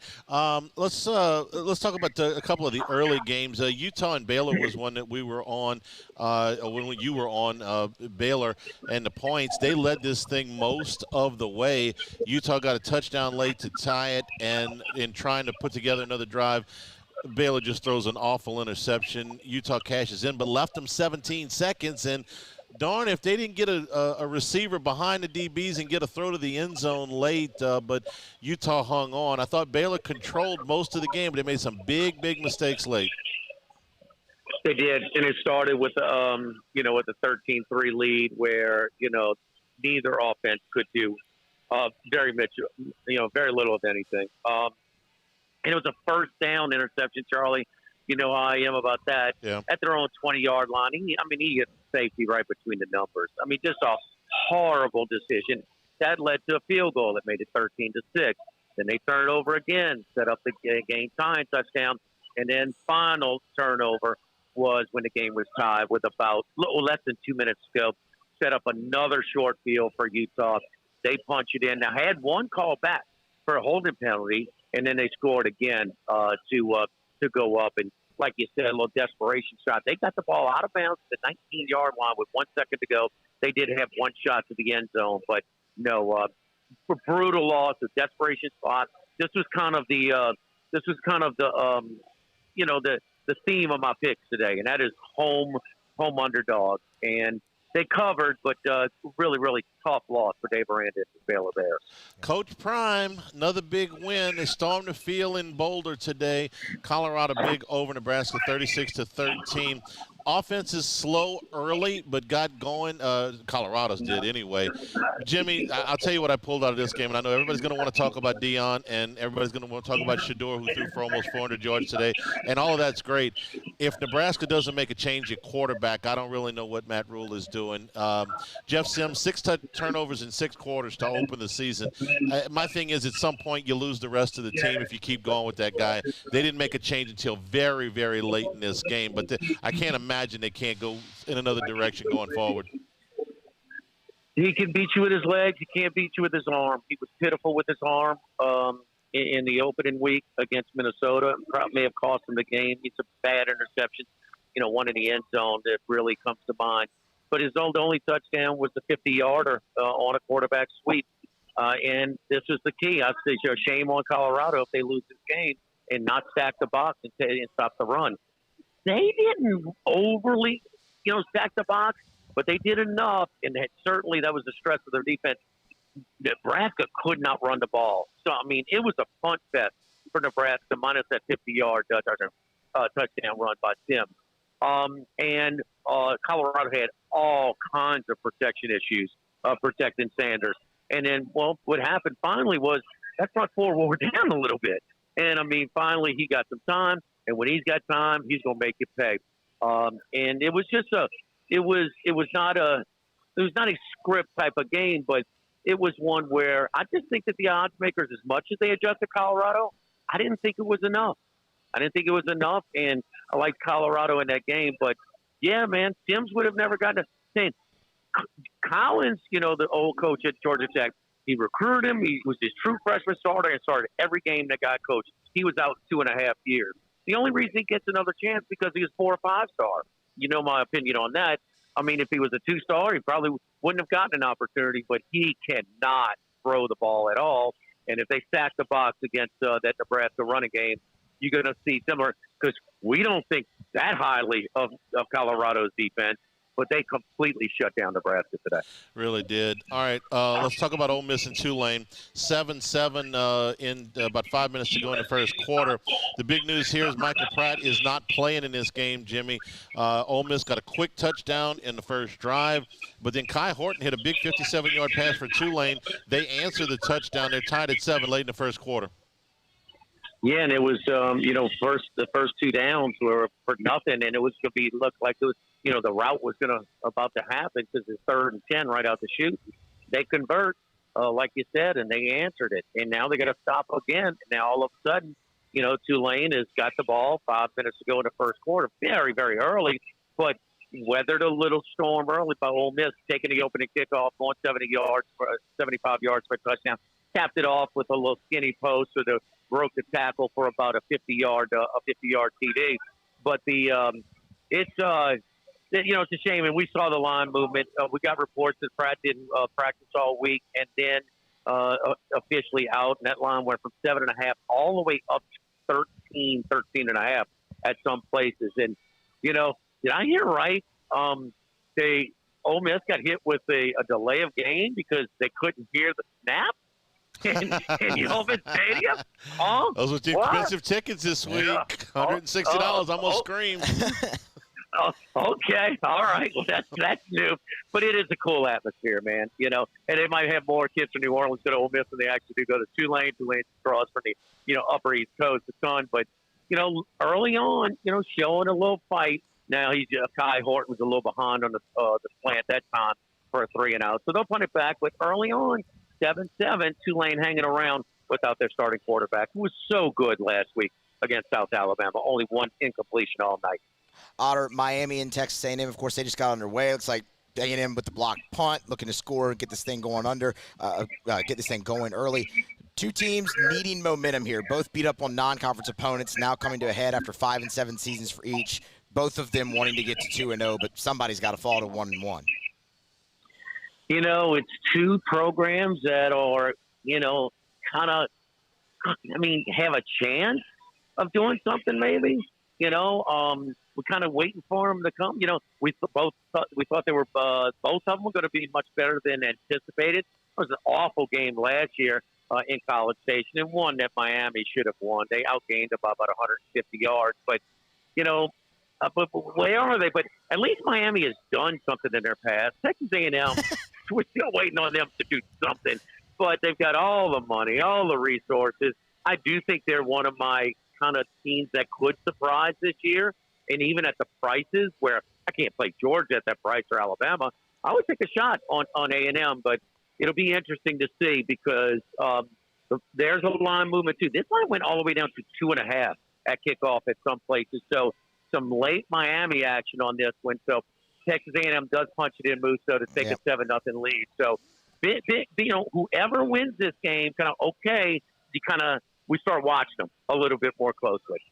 All right, Jimmy, the big one tonight in Tuscaloosa. I told Musso earlier, I've heard so much about Texas that I'm actually starting to think that Alabama is the more likable team in this because I've heard enough Texas is back and Texas has the better roster. And, man, you want to talk about Texas A&M ain't done anything. It's been a minute for Texas. So prove it to me tonight. What do you think? 7-point spread we're looking at, Alabama -7 in Tuscaloosa. Yeah, it's a giant one, Charlie. They're playing a 500 team. I mean, Sarkisian 16-14. Yeah. I'm sorry, 500 plus Rice. So they're 14-14 and 2 wins over Rice, make it 16-14. Give me a freaking break with this. I mean, at some point they got to do something. I highlighted on it yesterday that 13 games over 500 the last 10 years, and those 13 of those rental wins, the Rice, the UTEPs, the the whole shebang. Okay. I mean, and then you got where you play one tough non-conference opponent. Texas has figured a way to lose 11 non-conference games over a 10-game spread. All right, in the regular season. This is a joke that they keep making. What? Because they have a preseason ranking at 11? Give me Bama all day, all night in this one. And look, everybody wants to handicap. We talk about last year. Yeah, no doubt. Texas played them off their feet last year. Probably should have won. Probably would have run if Ewers doesn't go down. But Ewers still has a lot to prove me. And Texas sure in the hell has a lot to prove me. Give me Bama all night -7. Yeah. Rest of the night card, Jimmy, there's some interesting cross-country matchups, some matchups that you don't see very often. But I know there's some spots you like tonight in Lubbock particularly. But your thoughts about the rest of the night card? Similar to the Baylor, very similar to the Baylor and Utah game. And that I'm not going to overreact to a team that went to the highest altitude in the country, Wyoming, against the quality coach in Craig Bowl. And it took them 3 missed field goals to get it into overtime, and then they lose on a 2-point conversion in overtime. This is a line that me and Paul Stone have been highlighting, a spot that we love Texas Tech to win the game outright. And we love the +3.5. Now you're going to move it to 6.5 because they scored 80 points on, a AA high school team. So We have highlighted this spot for a long, long time. I love Texas Tech. Oregon's never been there. It's a tough place to play. We're going with Texas Tech plus the 6.5 and even money line in that one. And again, one of those home dogs. Same thing tonight.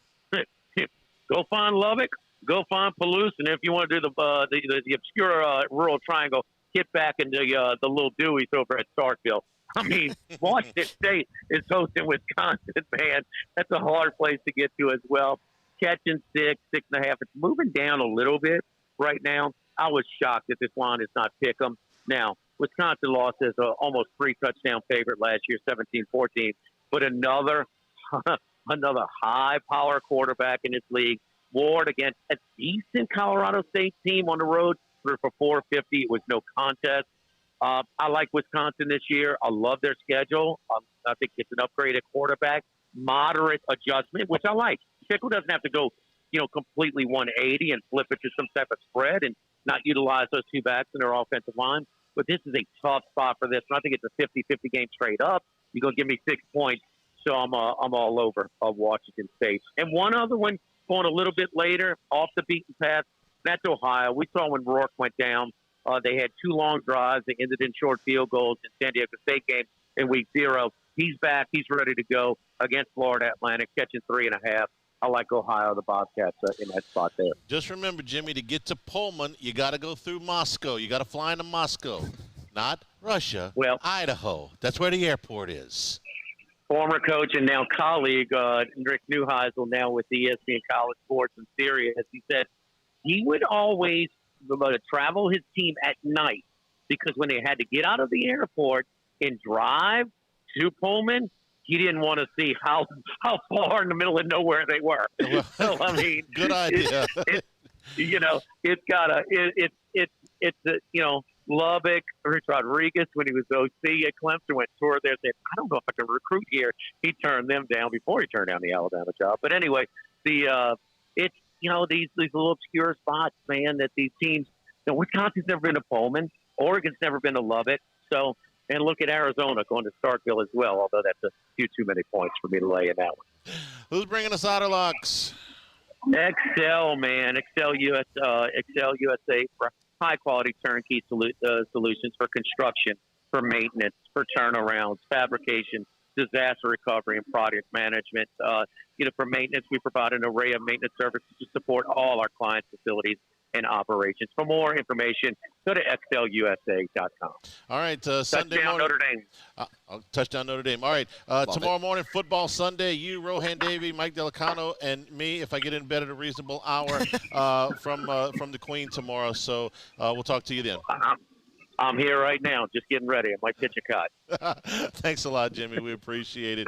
All right, we'll talk to Matt Moscona, AFR, on Game Day is next. We're at Rouse's right here just off the LSU campus. Don't forget that it is your official supermarket of the New Orleans Saints. Save $20 on each of your next 3 curbside pickup orders of $100 or more with the promo code SAINTS20. All of your catering done here at Rouse's. Huge selection of wine, spirits, and beer right on your way into the LSU campus. This is Eagle 98.1 Game Day. Life in Louisiana is a song. A symphony of sound, colors, and movement. Life is here, now. For life's moments, big and small, always there. The right card, the right care. Make this summer your backyard party year with Chris's Specialty Foods. Wings, burgers, brisket, steak, and boudin, plus great Cajun side dishes. We do all the prep, and you enjoy laughing with friends and family. Chris's Specialty Foods, Millerville, New Orleans, Prairieville, and Frisco. Everybody loves Chris's authentic Cajun meat.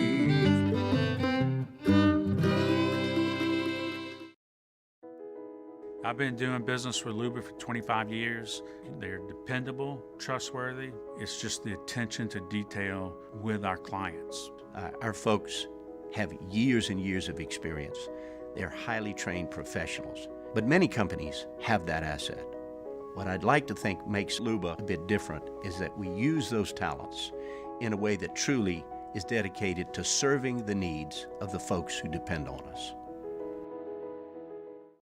Dylan Cruz here to tell you about Six Rings Baseball and Softball Camp. If you live on the North Shore and play ball, go to Six Rings Camps with former LSU assistant coach Dan Canaveri. His knowledge is second to none, and your child will improve and have fun doing it. Camps were held at Coquille Park and Six Rings Academy in Covington with 4 sessions over the summer. Full day and morning only sessions are available from ages 7 to 13. Go to sixringsbaseball.com or call 985-206-9096.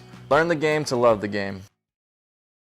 Scooncha, fall in the air. Fall is right around the corner, which means fall fishing is, which means it's time for you to take your boat to the next level with front-to-back boat service in a bunch of different ways. You want a custom stair job, you can have a ton of fun out there on the water. They can do that. What about a spot lock trolling motor? So you stay right where you need to in casting lines.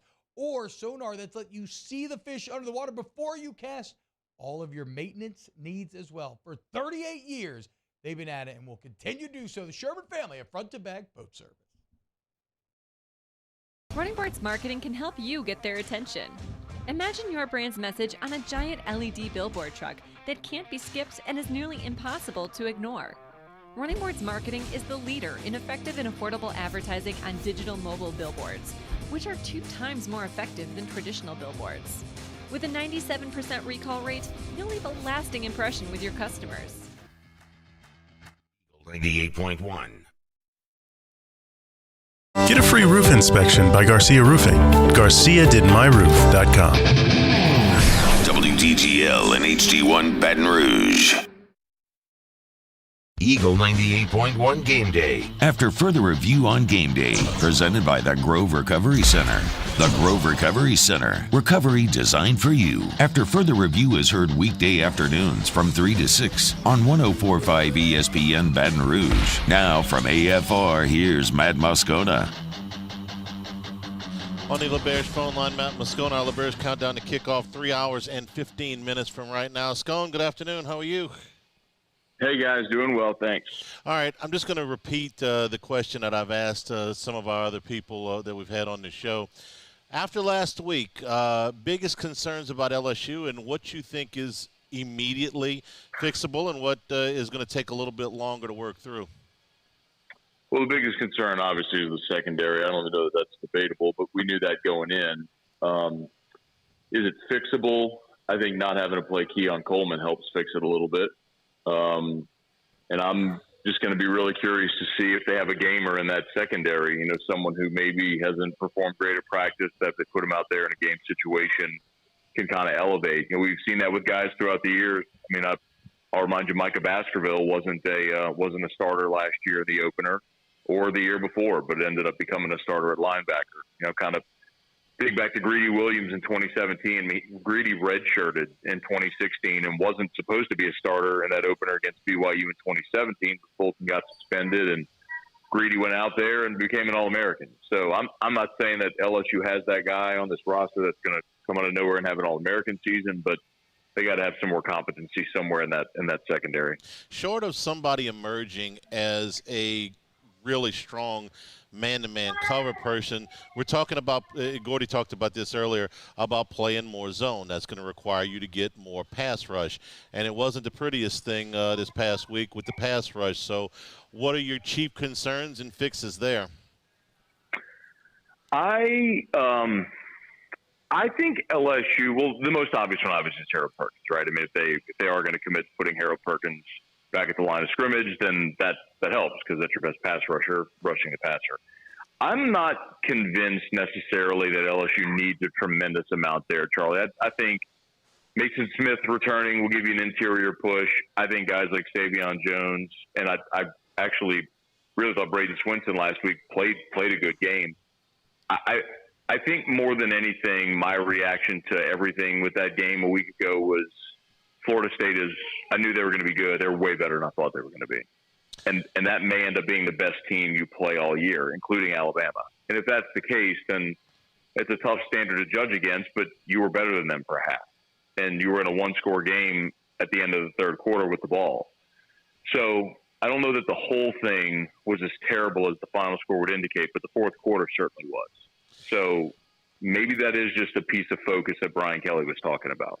And the focus was my primary takeaway from the press conference on Tuesday, which was he was talking about focus and hustle, and basically the team was showboating a little bit or coasting, whatever phrase you want to use. And frankly, that's not something that I expected. We had heard that they'd had a pretty good summer. If you're coasting and your teammates aren't getting on you, it's pretty hard for the coach to make those kind of motivational changes. So that was a big eye opener to me when he said that on Tuesday. Yeah, I agree. It was his whole theme of the press conference, and by his own admission, Brian Kelly thought his team was okay there, thought they were ready, but clearly they weren't. And, early in that game last Sunday, whenever it was kind of like this weird feeling whenever Florida State was getting the personal foul penalties, hitting Aaron Anderson out of bounds and everything.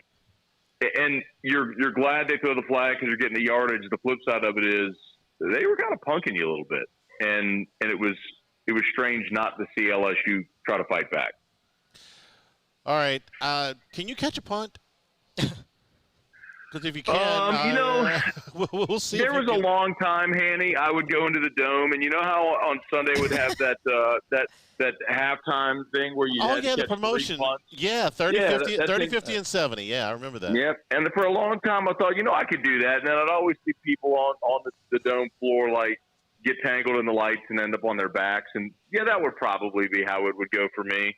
But, you don't want me to catch the punt. It always gets somebody in blue jeans and sandals. There you go. To go out there and try and catch the ball. Right there at halftime. Scone, do you have a personnel change that you're looking forward to seeing the most? And I know you mentioned secondary there. We know Lance Hurd's going to get some time on the offensive line. Obviously, Harold Perkins. Is there one that Mason Smith coming back in? Is there one you're more intrigued to watch than others?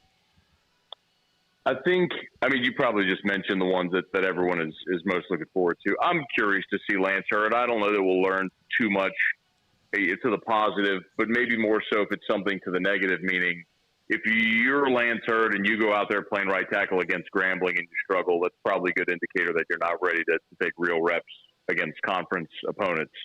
But if Lance Hurd goes out there and just mauls people kind of like Emory Jones did a year ago against Southern, that's a really intriguing option because the right side of LSU's offensive line was obviously a huge problem last Sunday. So Hurd would be one. If you want to maybe a 1A, 1B, I think Ashton Stamps. If you're looking for who's the guy that's the next man up in the secondary that all the coaches seem to think could be the next answer, it's Ashton Stamps. So if he gets a lot of run tonight, let's see how he does.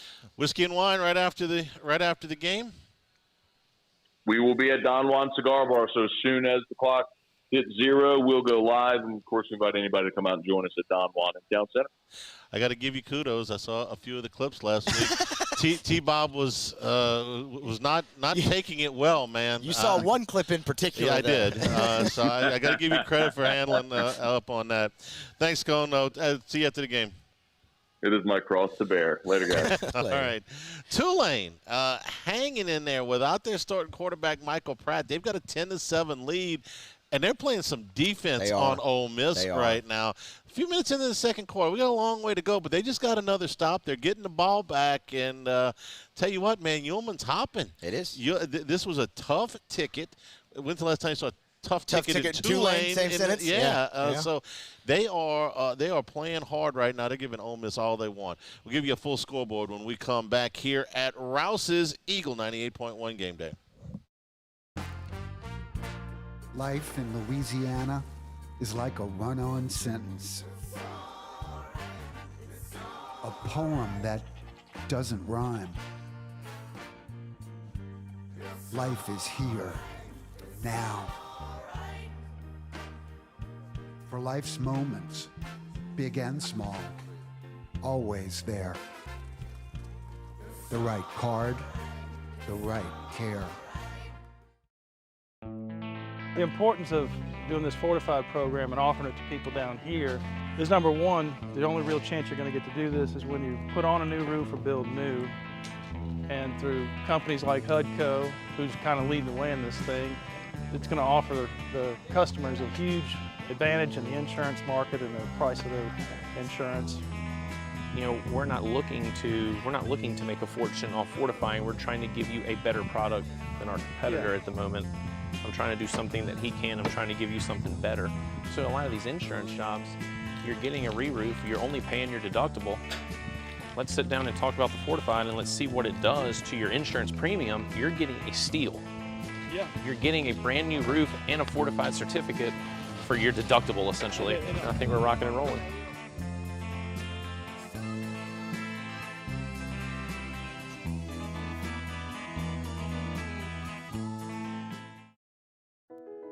I've been doing business with Luba for 25 years. They're dependable, trustworthy. It's just the attention to detail with our clients. Our folks have years and years of experience. They're highly trained professionals, but many companies have that asset.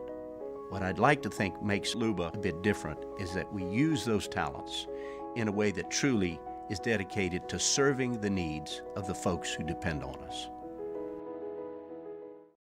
Dylan Cruz here to tell you about Six Rings Baseball and Softball Camp. If you live on the North Shore and play ball, go to Six Rings Camps with former LSU assistant coach Dan Canaveri. His knowledge is second to none, and your child will improve and have fun doing it. Camps were held at Coquille Park and Six Rings Academy in Covington with 4 sessions over the summer. Full day and morning only sessions are available from ages 7 to 13. Go to sixringsbaseball.com or call 985-206-9096. Learn the game to love the game. Scooncha, fall in the air. Fall is right around the corner, which means fall fishing is, which means it's time for you to take your boat to the next level with front-to-back boat service in a bunch of different ways. You want a custom stair job, you can have a ton of fun out there on the water, they can do that. What about a spot lock trolling motor? So you stay right where you need to in casting lines, or sonar that's let you see the fish under the water before you cast. All of your maintenance needs as well. For 38 years, they've been at it. 98.1. The Dependable Storage College Football Scoreboard. Dependable Storage. Let us store your stuff. DependableStorage.com. All right, we're all over the place because of the bad weather on the East Coast. So some of these games that are a lot earlier than, or in a much earlier part of the game than you'd think, is because there's been lightning delays all up and down college football today on the East Coast. So let's go to number 10 Notre Dame leading NC State 24-17. That game with 2.5 minutes to go in the third quarter. Sam Hartman's thrown a couple of touchdown passes for the Irish. Early third quarter, Clemson starting to pull away from Charleston Southern, now 38-17. Cole Klubnik's thrown 2 touchdown passes and also an interception. 38-17. That's early in the third quarter. Number 2 Michigan is leading UNLV 14-zip. That's early in the second quarter. We told you about Tulane going to break. Wave with the lead and the ball 10-7 with a little over 11 minutes to go in the first half. This is without their starting quarterback, Michael Pratt. Number 23, Texas A&M and Miami are underway. Aggies have a 7-0 lead. They are driving again in Miami territory. Block punt set up a touchdown for Texas A&M. Let's see where we are again. We're fighting the weather a little bit. Okay, number 1, Georgia beat Ball State 45-3. Couple of touchdowns for Carson Beck. Number 5, Ohio State beat Youngstown State 35-7. McCord threw 3 touchdown passes. There's something just not right in Columbus right now. It's not smooth. Not to say it won't get sluggish, there, but right now it's not. Number 7, Penn State beat Delaware 63-7. Number 12, Utah came from behind 14 fourth quarter points to beat Baylor 20-13. Bad interception by Baylor on the second to last drive of the game that set up what ended up being the winning score, though Baylor did take advantage of a bust in the Utah secondary. They got a foot down. They got a throw to the end zone on the last play of the game, but came up short. Number 15, Kansas State beat Troy 42-13. And number 22, Colorado beat Nebraska 36-14. Shedeur Sanders threw for 393 yards and 2 touchdowns. Colorado's defense, that was not the story in week number 1. They caused 3 turnovers in the first half against against Nebraska, who now falls to 0-2. Games and weather delays. Purdue leads Virginia Tech 7-0. That's still in the first quarter. Boston College leads Holy Cross 31-28. They have stopped. They've resumed in Charlottesville. Really good ball game. Virginia leading James Madison 35-30. 3.5 minutes to go there. Georgia Tech playing again. They lead South Carolina State 21-0. That's in the second quarter. Central Michigan leads New Hampshire 35-28 in the fourth. Going to the fourth, Bowling Green leads Eastern Illinois 31-12. Kentucky and Eastern Kentucky are tied at 7 at halftime. Really? Right. I'm gonna sit Jimmy Ott, Jacob Hester right down side by side and have them write 500 times in a notebook. I promise not to overhype Kentucky. Not to trust Kentucky. Yeah. I will not trust Kentucky. BYU leading Southern Utah 20-3 in the second quarter. Iowa leading Iowa State 10-0. That's early in the second quarter in Ames. Michigan State leading Richmond 14-0. And that's in the second quarter. Also in the second, Northwestern and UTEP are tied at 7. Syracuse leads Western Michigan 17-7. They're headed to the second quarter. UTSA leading Texas State 10-0 in the second quarter. Navy leads Wagner 7-0 in the first. Southern Illinois leads Northern Illinois 7-0 in the second quarter. Toledo over Texas Southern 29-0 early second quarter. Kent State an early lead over Arkansas 3-0. There's 3 minutes to go in the first quarter there. That's a little bit of a surprise. Kent State got run over by UCF last week. Marshall and East Carolina are scoreless late in the first. San Jose State leading Cal Poly 10-0 in the first, and Wyoming leading Portland State 14-0 in the first quarter. The Cowboys that went over Texas Tech looking to go to 2-0, and that is your college football scoreboard. Tulane up near midfield facing a 3rd down and 9 with 9 minutes to go in the first half. We're here at Rouse's, just right off the LSU campus, just a couple of miles away. And I'll tell you, you want to get some Supreme Rice? Stop in, pick it up here. The brown, the long grain, the medium grain, the jasmine. It's perfect for tailgating any week, for your jambalayas, for your red beans and rice, white beans and rice stews, etouffees.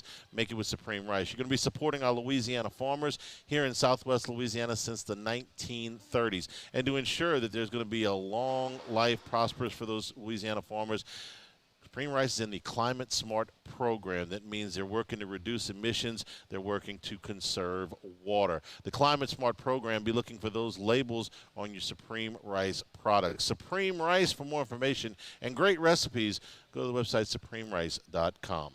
This is Eagle 98.1 Game Day. Hello, Samantha, dear, I hope you're feeling fine.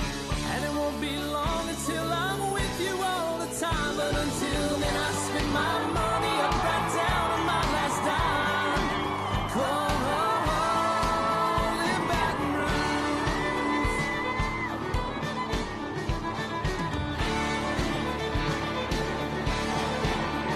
I'm ready, what you put me on through. Gotta send my love down to Running Boards Marketing can help you get their attention. Imagine your brand's message on a giant LED billboard truck that can't be skipped and is nearly impossible to ignore. Running Boards Marketing is the leader in effective and affordable advertising on digital mobile billboards, which are 2 times more effective than traditional billboards. With a 97% recall rate, you'll leave a lasting impression with your customers.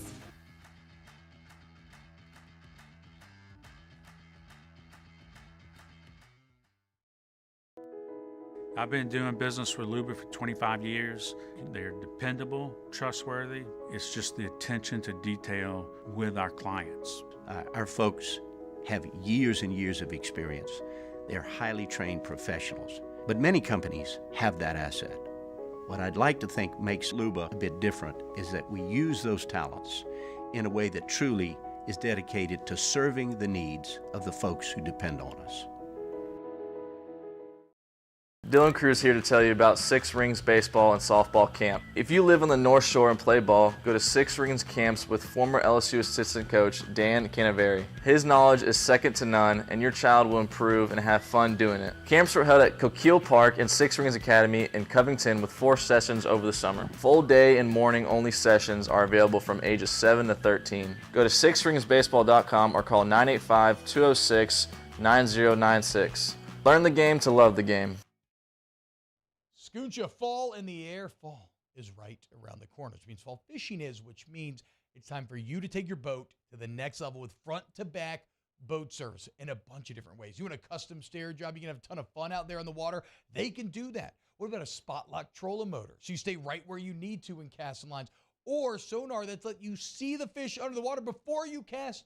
All of your maintenance needs as well. For 38 years, they've been at it and will continue to do so. The Sherman family of front-to-back boat service.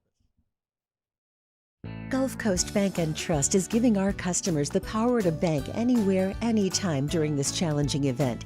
And we're right there with you. Our mobile banking app is a smart way to manage your money and time. Gulf Coast Bank and Trust, the bank that cares about you.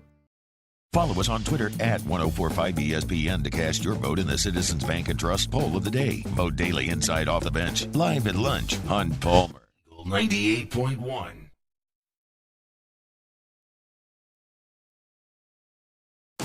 Eagle 98.1 Game Day. Opposing Media. Presented by Rev. Fiber fast internet made in Louisiana. Back here at Rouse's on Burbank, Eagle 98.1 Game Day. Your countdown, your LeBurge countdown to kick off 55 minutes, 2 hours and 55 minutes. LSU and Grambling to get a closer look at the Grambling State Tigers. Matt Moscone earlier this week sat down with Matt Bellinson of the Ruston Leader. Matt, we appreciate it, man. How are you? Doing good. Thanks for having me on. Our pleasure. What's it like covering Hugh Jackson, man? Former NFL head coach there at Grambling.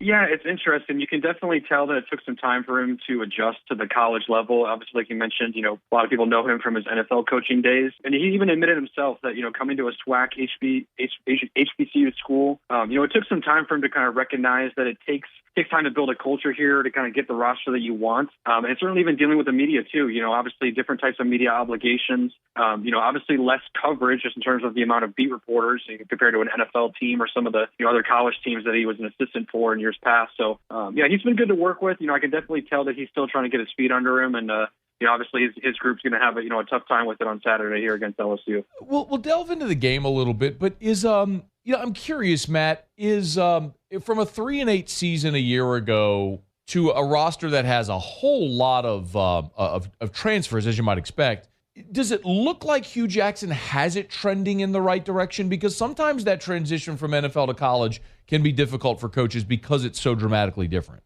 Yeah, like you mentioned, obviously they lost the opener to Hampton to start this season 0-1, and in all likelihood they're going to start 0-2 with a loss to LSU. So, in terms of the wins and losses, I would certainly say as an objective observer, I think you still have to see if it's trending in the right direction. Certainly he and his players are talking like it's trending in the right direction. But again, at some point, a historic program like this that, once had a lot of historic success in this conference, I think it's getting to a point where I think people are, tired of talking about seeing things, move in a positive direction. I think they want to start seeing it. Obviously with Deion out of the SWAC now, Jackson State obviously, took a tough loss to Florida A&M to start their season. So there's a lot of teams in this conference that certainly feel like they're moving in a positive direction. I think for Grambling State and its fans, obviously a lot of historic success. They want to see it. And so I think going forward, you're optimistic that they've maybe found a quarterback. But again, it's kind of tough to say after one game, but I would say in general, I think this season will really tell us a lot, as to whether or not Hugh has everything under control. When I look at the roster, Matt, I could see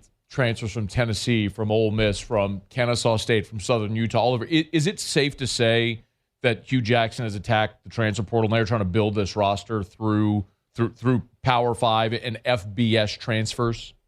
Yeah, I would say that is the approach. Again, obviously playing in the SWAC, it's just a different caliber of athlete. And, obviously, again, when you're coaching in North Louisiana, maybe the talent pool on paper is, isn't as deep and as rich at a place like, LSU and some places in the southern part of the state. But I think for him, like you mentioned before, got a guy out of South Alabama, wide receiver from the transfer portal, brought in a kid from Tennessee. He was a preferred walk-on at Tennessee, so he didn't really get a whole lot of action. So I think for him, the transfer portal pickups, like you mentioned, they're not only FBS projects. I think it's really just kind of a last chance in a way for a lot of guys. Obviously coming to Grambling State, people, they're going to have opportunities, whereas, you go to an LSU, you might be buried on the depth chart for a number of years. And so I think for Hugh Jackson, I think he's recognized that the recruiting approach has to go a little bit differently. I think they can't, maybe put their targets as high as they maybe would like to. I think they have to kind of search the bottom of these depth charts. I think they have to find guys that maybe never had an opportunity, but were certainly good enough to be recruited to these schools. And so I think that's the way they're trying to do it. Again, I think the results still have to speak for themselves. A couple more minutes here. Matt Bellinson is our guest from the Ruston Leader, covers Grambling, who'll be in Tiger Stadium this weekend. So you mentioned they think they found a quarterback there. Miles Crawley threw for 300 yards against Hampton in a high-scoring loss, 35-31. What can you tell us about Crawley?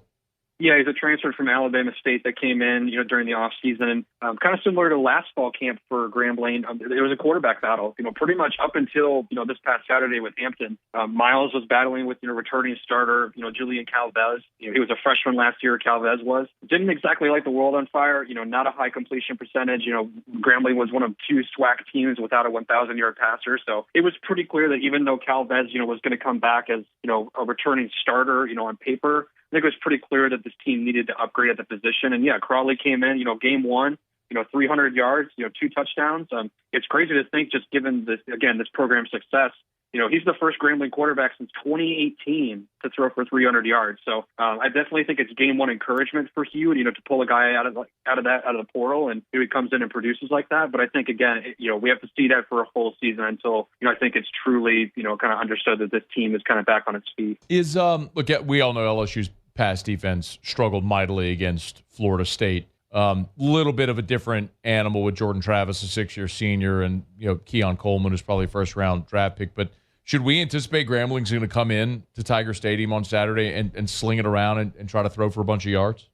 Yeah, I would definitely say if you had to pick, either run heavy or pass heavy, I would say this team is going to, lean on Miles. They're going to let him, kind of figure it out. They're going to throw him into the fire. And like you mentioned, they've brought in guys from the transfer portal to kind of, beef up that wide receiver room. They feel like there's a lot of skill, in that room. Obviously, you return Lennon Rash, after 500, receiving yards, 5 touchdowns last year as an all-SWAC guy. So they feel pretty high about their skill positions. They do return some, running backs. Floyd Chalk was the Bayou Classic MVP, had a pretty decent showing against Hampton last week. But I would say just in terms of the attack pattern, I would imagine that they're not going to, try and run into this LSU defensive line, too much, especially, with Mason Smith coming back. I can't imagine they're going to say, Floyd Chalk, why don't we just, run you at him for, 15 carries tonight. I have a feeling it's going to be a lot of Miles Crawley. And again, I think those LSU DBs certainly were, going to be looking for some redemption after Florida State on Sunday. Is there a perceived or even unquestioned strength of this Grambling team, either side of the ball? I would say going into the season, it was definitely the defensive front. That started, Brian Kelly mentioned it in kind of his opening presser on Tuesday. Lewis Matthews, a 5th-year linebacker for this team, a preseason all-SWAC player, and then also Sundiata Anderson, an edge rusher for this team. He's on some NFL draft boards as a SWAC guy, kind of a day 3 pick. He's bulked up in the offseason. He had 8 sacks last year, 15 and a half tackles for loss.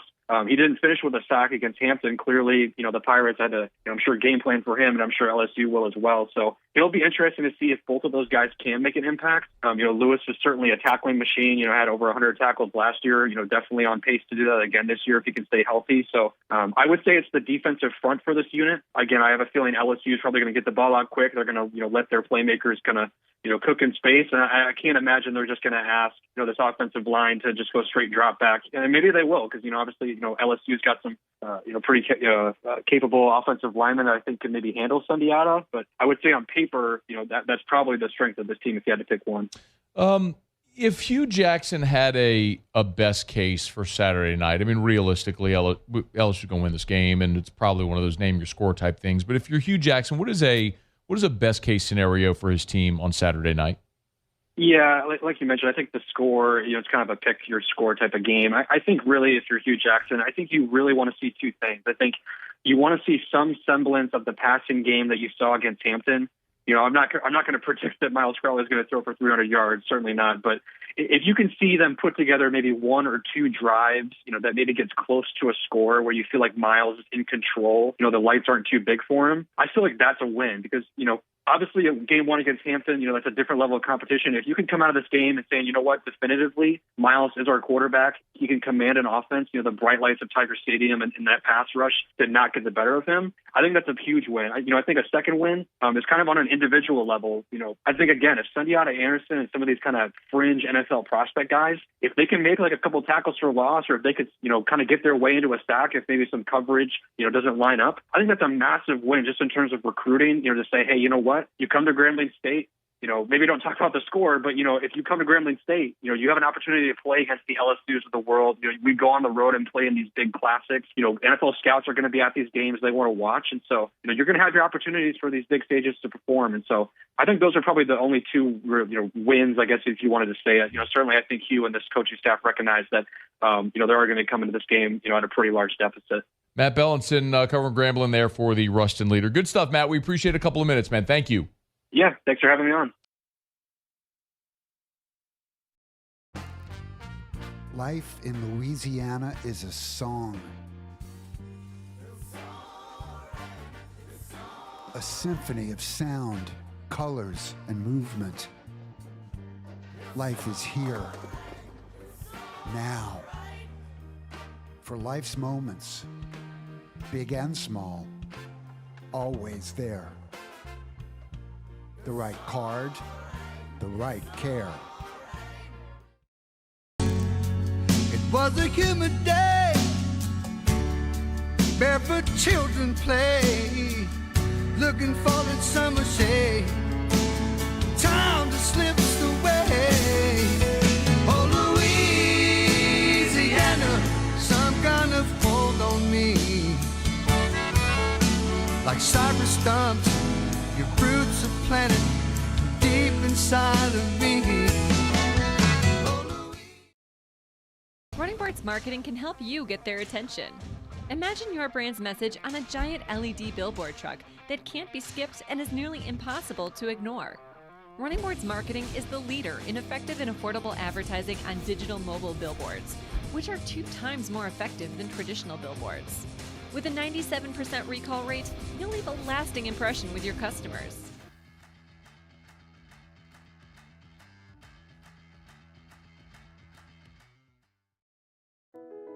I've been doing business with Luba for 25 years. They're dependable, trustworthy. It's just the attention to detail with our clients. Our folks have years and years of experience. They're highly trained professionals, but many companies have that asset. What I'd like to think makes Luba a bit different is that we use those talents in a way that truly is dedicated to serving the needs of the folks who depend on us. Dylan Cruz here to tell you about Six Rings Baseball and Softball Camp. If you live on the North Shore and play ball, go to Six Rings Camps with former LSU assistant coach Dan Canaveri. His knowledge is second to none, and your child will improve and have fun doing it. Camps were held at Coquille Park and Six Rings Academy in Covington with 4 sessions over the summer. Full day and morning only sessions are available from ages 7 to 13. Go to sixringsbaseball.com or call 985-206-9096. Learn the game to love the game.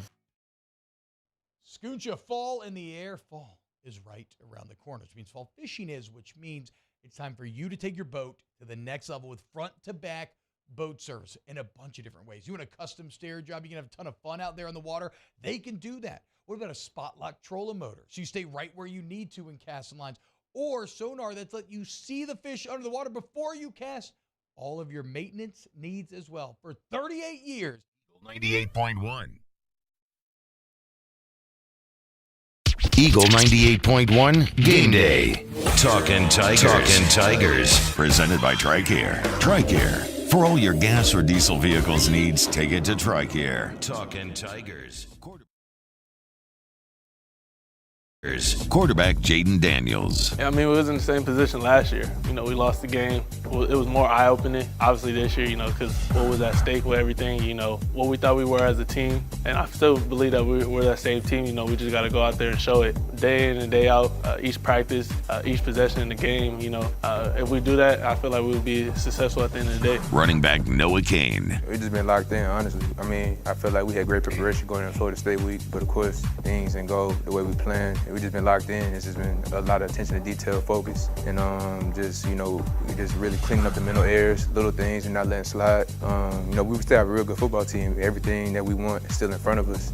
We just have to all hold ourselves accountable for the mistakes we all made in the game and move on, because you can't live in the past. So we plan on taking our anger out on Grambling. Defensive tackle Mason Smith. We are really trying to forget about that and just put it behind us, you know, because we do have a very long season ahead of us, and, you know, you can only take this week by week, or you might get overwhelmed with the schedule that we got coming up, you know.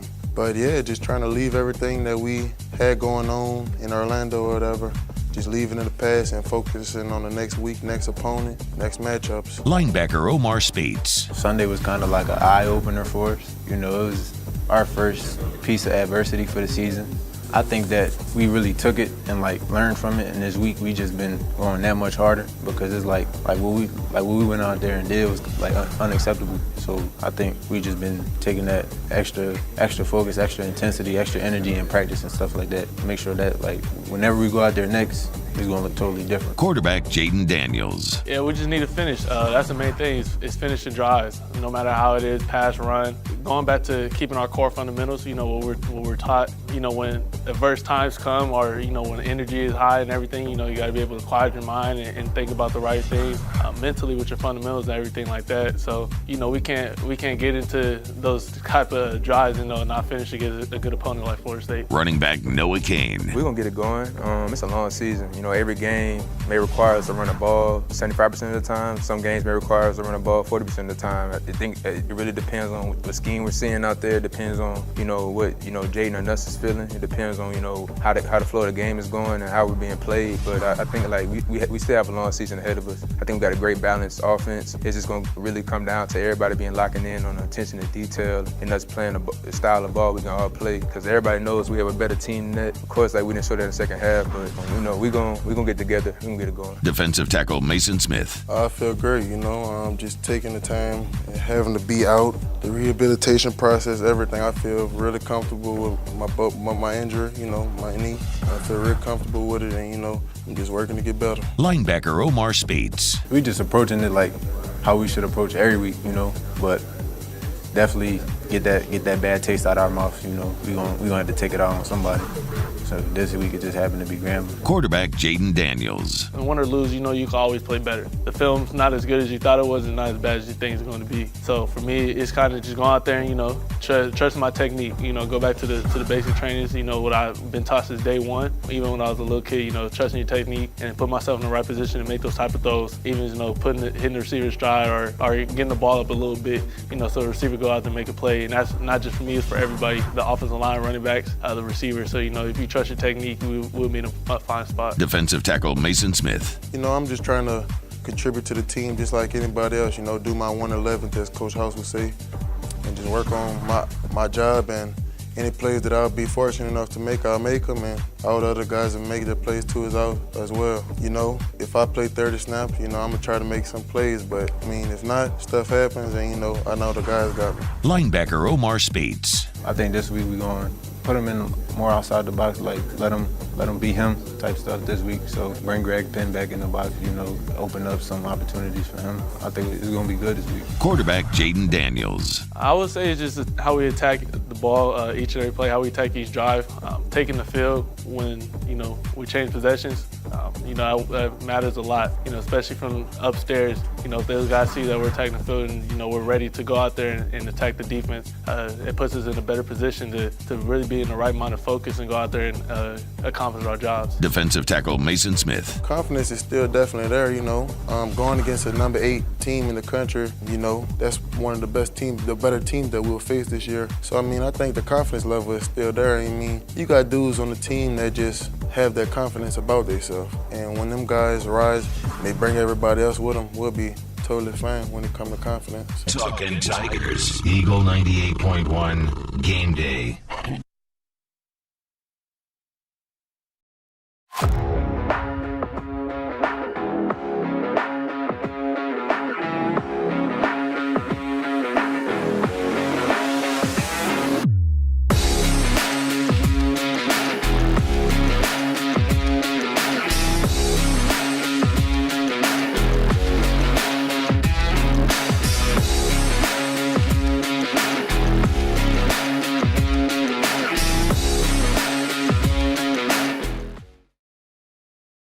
Boards Marketing can help you get their attention. Imagine your brand's message on a giant LED billboard truck that can't be skipped and is nearly impossible to ignore. Running Boards Marketing is the leader in effective and affordable advertising on digital mobile billboards, which are 2 times more effective than traditional billboards. With a 97% recall rate, you'll leave a lasting impression with your customers.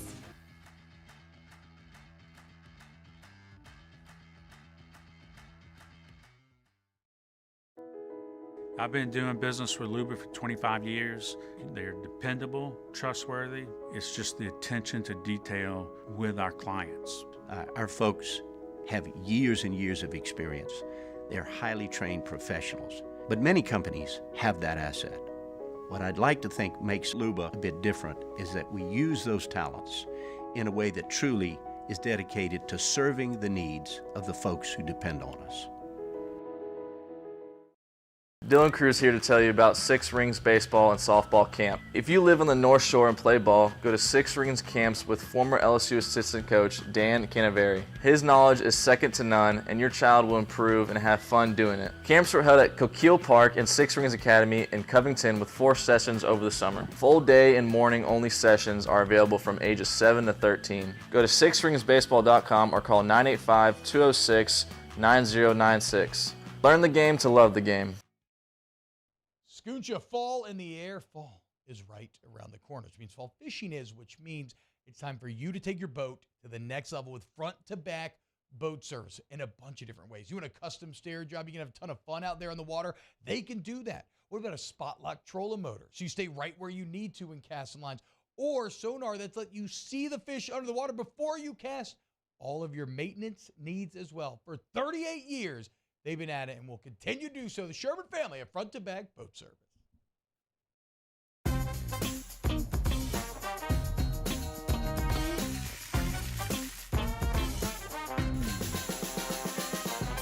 The best-kept secret in town is out. Discover Tallulah at the Renaissance Hotel on Bluebonnet.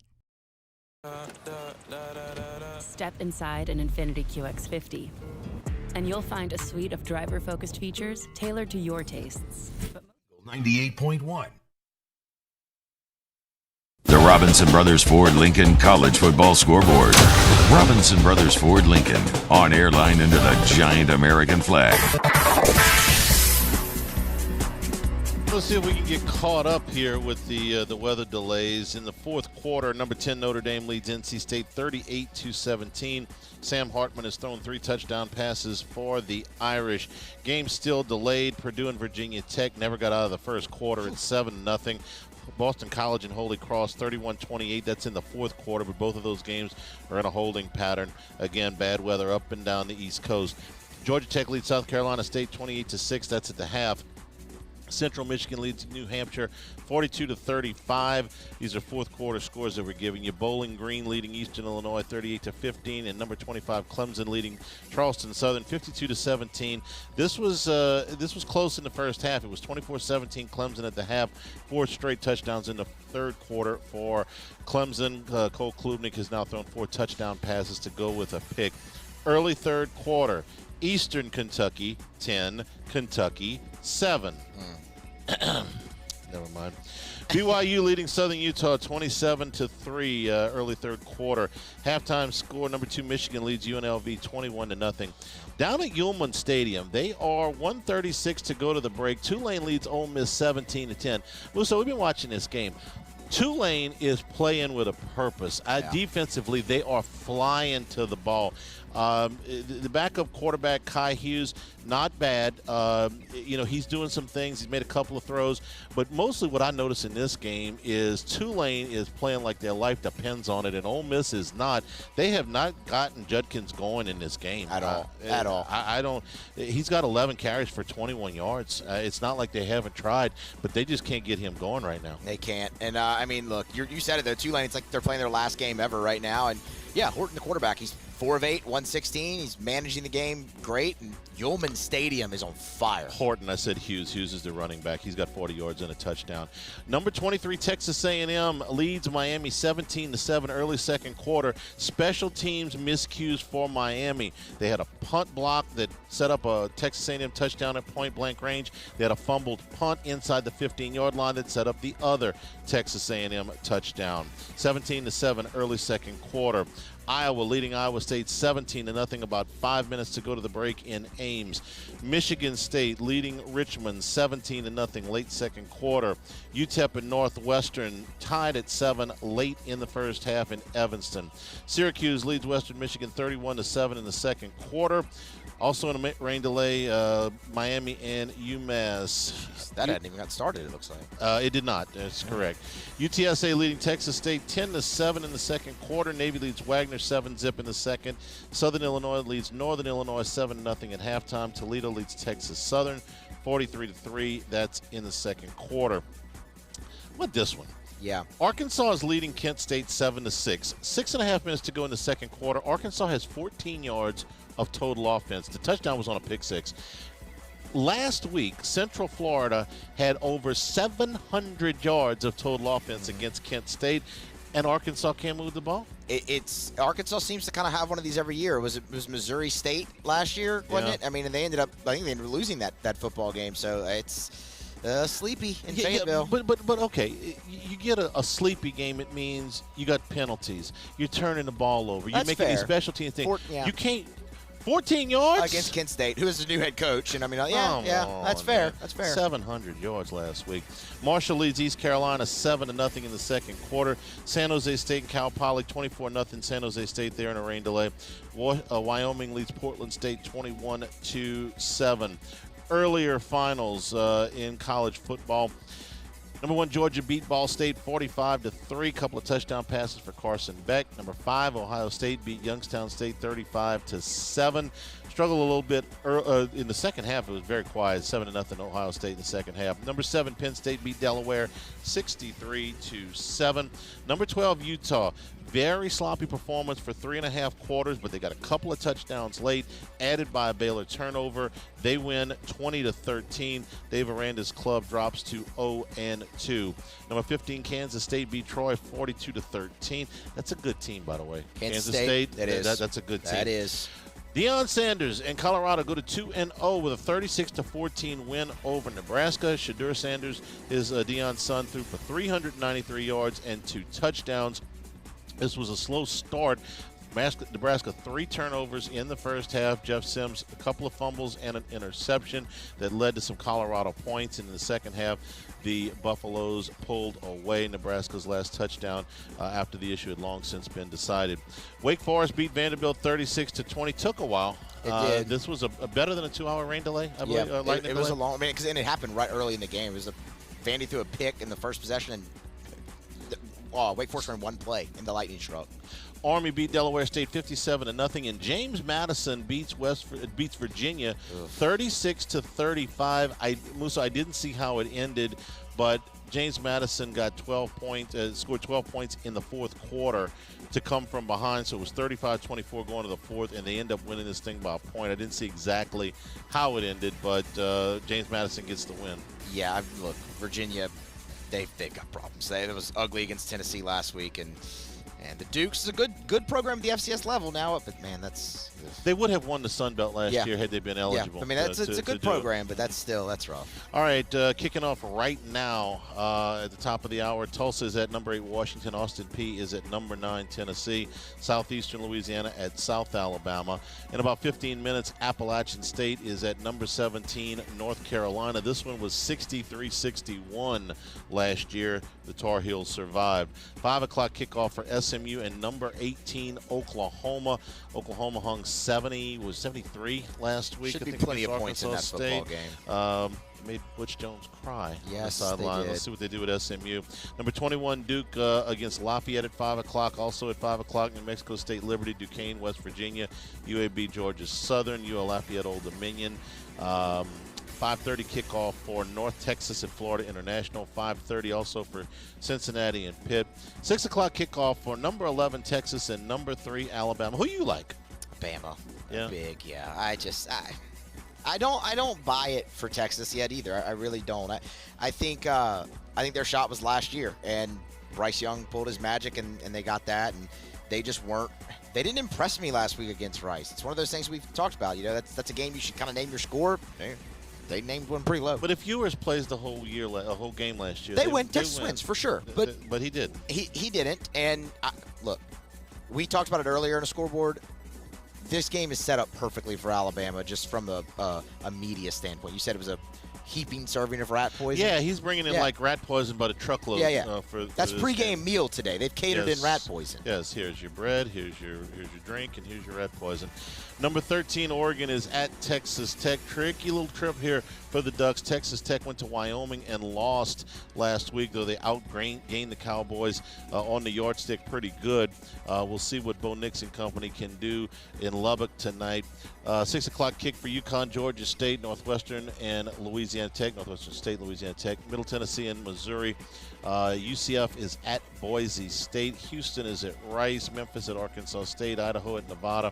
6:30 kickoff. Number 19, Wisconsin is at Washington State. Cougars went to Madison last year and won by 17-14. It should be a really interesting ball game, I think. Cameron Ward, for all of the good quarterbacks in the Pac-12, and there's quite a few this year, Ward's probably the one that's flying most under the radar, but he had a heck of an opening week, threw for 431 yards and 3 touchdowns at Colorado State. Cougs hung half 100. McNeese is at Florida, 6:30 kickoff from the Swamp. Alonda tells us we have to root for McNeese in this game. I'll gladly root for McNeese in this game. Upset alert. Here we go. Florida's had no. Well, I don't think. Anyway, Florida's had a long time to stew over that loss at Utah.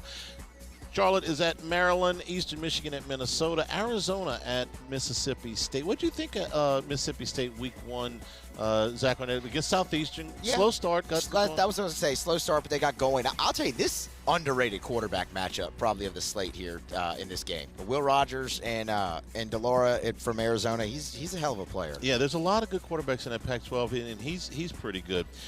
Temple is at Rutgers, Furman's at South Carolina, UCLA at San Diego State. 7 o'clock kickoff for Air Force in Houston, Nichols and TCU, Lamar, UL, Monroe, Tennessee Tech and New Mexico. 7:30 kickoff for Southern Miss at number 4, Florida State. You got to be somewhat interested here just to see what they do, right? Letdown factor? No, there's no letdown. I mean, yeah, I get what you're saying, but I would imagine they handle it. They're a 31-point favorite. They win the game, but I want to see what they look like. Come out sluggish or something like that. It's supposed to be a natural letdown factor. That's true. That's true. Let's see. If not, maybe they're really good. And they have it's Clemson next week, isn't it? So, I mean, I think it's in 2 weeks. Is it 2 weeks? I think it's 2 weeks. weeks. Okay, you think you have the look ahead. Yeah, Boston College next week. Yeah. UC Davis is at number 16, Oregon State. Eastern Washington at Fresno State. Late games, 9:30 kickoff. Stanford at number 6, USC. Auburn is at Cal. I would love to just be around that stadium for, I don't know, 30 minutes before that game. Ole Miss went out there a couple years ago, too. So yeah, no, that's right. I mean, you think they're used to it a little now? They saw it up close? Auburn and Ole Miss are decidedly different fan bases. That is fair, too. Oklahoma State's at Arizona State in the late game on the island. University of Albany takes on Hawaii, and that is your college football scoreboard. Catering trays available here at Rouse's. Perfect things to take to your tailgate. You know, Musa, if you walk into the store here at Rouse's and you take a left, you almost can't miss. You got the Chop House, you got the Chef's Collection, you got the Mongolian Grill, you got all of your wine, beer, and spirits. You've got the hot bar, you got hot-boiled seafood, you've got Louisiana shrimp, desserts galore. Just listen. Your regular grocery shopping, turn right. Your tailgating, turn left. You come over here. Like I said, you almost can't miss. Miami has struck back with a touchdown, 17-14 A&M now. Still 10-plus minutes to go in the first half. This is Eagle 98.1 Game Day. Life in Louisiana is like a run-on sentence. A poem that doesn't rhyme. Life is here, now. For life's moments, big and small, always there. the right card, the right care. Make this summer your backyard party year with Chris's Specialty Foods. Wings, burgers, brisket, steak, and boudin, plus great Cajun side dishes. We do all the prep, and you enjoy laughing with friends and family. Chris's Specialty Foods, Millerville, New Orleans, Prairieville, and Frisco. Everybody loves Chris's authentic Cajun meat.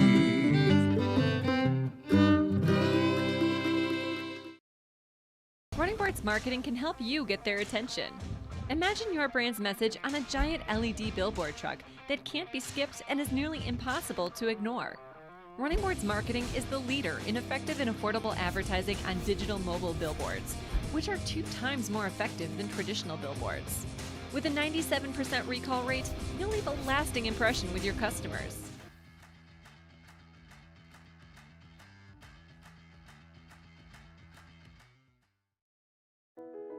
I've been doing business with Luba for 25 years. They're dependable, trustworthy. It's just the attention to detail with our clients. Our folks have years and years of experience. They're highly trained professionals. But many companies have that asset. What I'd like to think makes Luba a bit different is that we use those talents in a way that truly is dedicated to serving the needs of the folks who depend on us. Dylan Cruz here to tell you about Six Rings Baseball and Softball Camp. If you live on the North Shore and play ball, go to Six Rings Camps with former LSU assistant coach Dan Canaveri. His knowledge is second to none, and your child will improve and have fun doing it. Camps were held at Coquille Park and Six Rings Academy in Covington with 4 sessions over the summer. Full day and morning only sessions are available from ages 7 to 13. Go to sixringsbaseball.com or call 985-206-9096. Learn the game to love the game. Scooncha, fall in the air. Fall is right around the corner, which means fall fishing is, which means it's time for you to take your boat to the next level with front-to-back boat service in a bunch of different ways. You want a custom stair job, you can have a ton of fun out there on the water, they can do that. What about a spot lock trolling motor? So you stay right where you need to in casting lines, or sonar that's let you see the fish under the water before you cast. All of your maintenance needs as well for 98.1. Eagle 98.1 Game Day. Keys to the Beat. Presented by Coors Light. Coors Light. Mountain cold refreshment made to chill.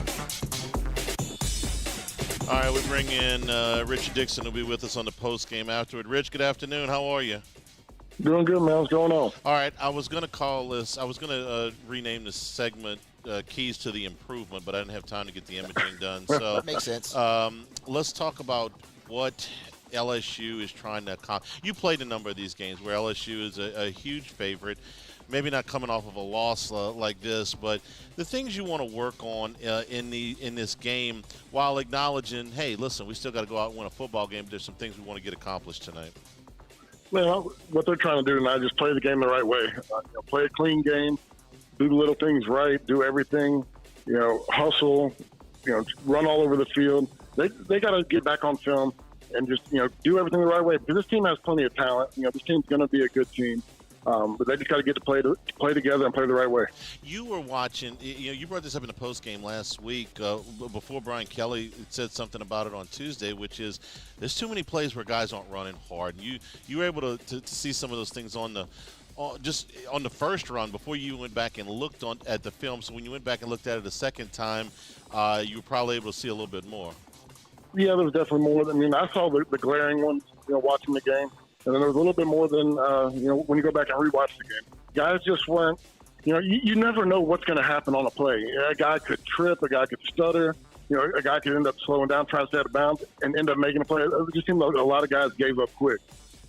All right, let's talk about Harold Perkins.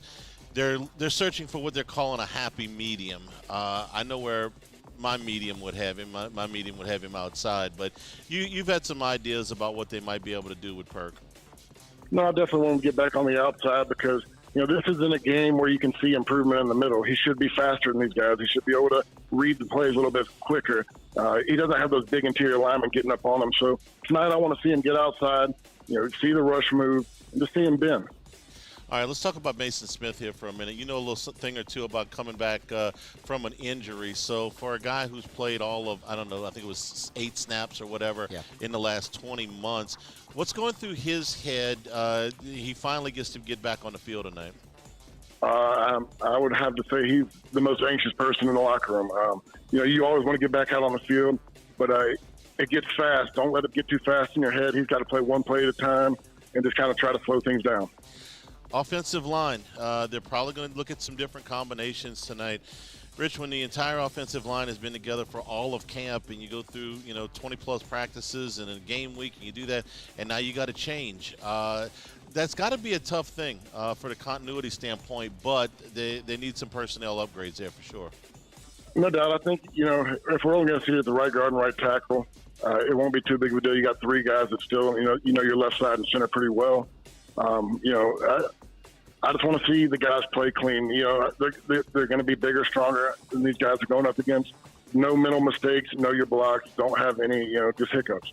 You were talking in the post game about some of the things that Florida State did to take away the option game, and we're not talking about the full read option, but some of the things that they did to take Daniels away on the perimeter, make it a little bit harder for him. So what's the adjustment? And I don't necessarily know what Grambling does tonight, but just from a schematic standpoint, how they're trying to block the edge. Those 2 guys coming off the edge are going to slow it down. You got to have some type of a counter play go in the opposite direction, have it blocked where you can give the ball off, and it makes those guys slow down. They can't come screaming off the edge. You believe Texas A&M is having to take advantage of special teams to be up on Miami right now? If it's not for the special team, I tell you what, Miami has done some things. Tulane has done some things. We're watching some of these other games. What did you think of Daniels' overall performance last week? We always know the quarterback gets a little bit too much credit and too much blame. He accounted for over 400 yards of offense last week, Rich, and there were times where he was, the one thing they could hang their hat on. No doubt. He had a good game. Nobody's taking that away from him. And I was more frustrated because I want him to be an elite quarterback, and he left 3 or 4 plays out on the field that could have made a difference that elite quarterbacks make. All right, Tigers and the Tigers. We will see you 90 minutes after the game on post-game. We'll take a look back at LSU and Grambling. Thanks a bunch. Yes, sir. All right. Richard Dixon will be with us on post-game. We're here at Rouse's, the official supermarket of the New Orleans Saints. Save 20% on your next 3 curbside pickup deliveries of $100 or more with the promo code Saints20. We're going down to Tiger Stadium when we come back here at Rouse's Eagle 98.1 Game Day. Life in Louisiana is a song. A symphony of sound, colors, and movement. Life is here, now. For life's moments, big and small, always there. The right card, the right care. The importance of doing this fortified program and offering it to people down here is, number one, the only real chance you're going to get to do this is when you put on a new roof or build new. And through companies like HUDCO, who's kind of leading the way in this thing, it's going to offer the customers a huge advantage in the insurance market and the price of their insurance.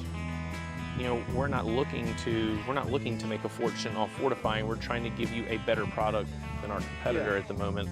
I'm trying to do something that he can. I'm trying to give you something better. So a lot of these insurance jobs, you're getting a re-roof, you're only paying your deductible. Let's sit down and talk about the fortified and let's see what it does to your insurance premium. You're getting a steal. Yeah. You're getting a brand new roof and a fortified certificate for your deductible, essentially. I think we're rocking and rolling.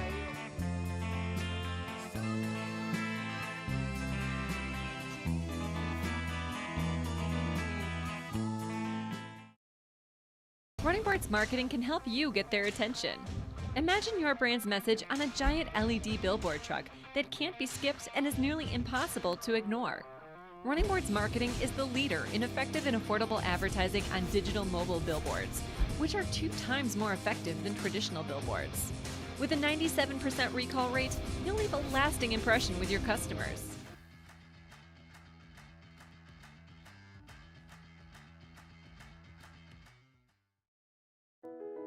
I've been doing business with Luba for 25 years. They're dependable, trustworthy. It's just the attention to detail with our clients. Our folks have years and years of experience. They're highly trained professionals. But many companies have that asset. What I'd like to think makes Luba a bit different is that we use those talents in a way that truly is dedicated to serving the needs of the folks who depend on us.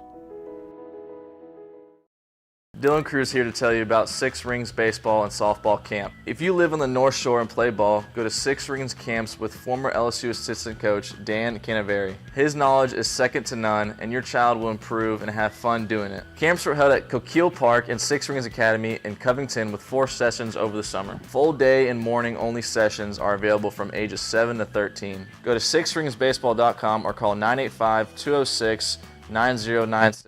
98.1. Eagle 98.1 Game Day. Inside the stadium. Inside the stadium. Presented by K to Z Window Coverings. K to Z Blinds.com, where style meets functionality, both inside and out.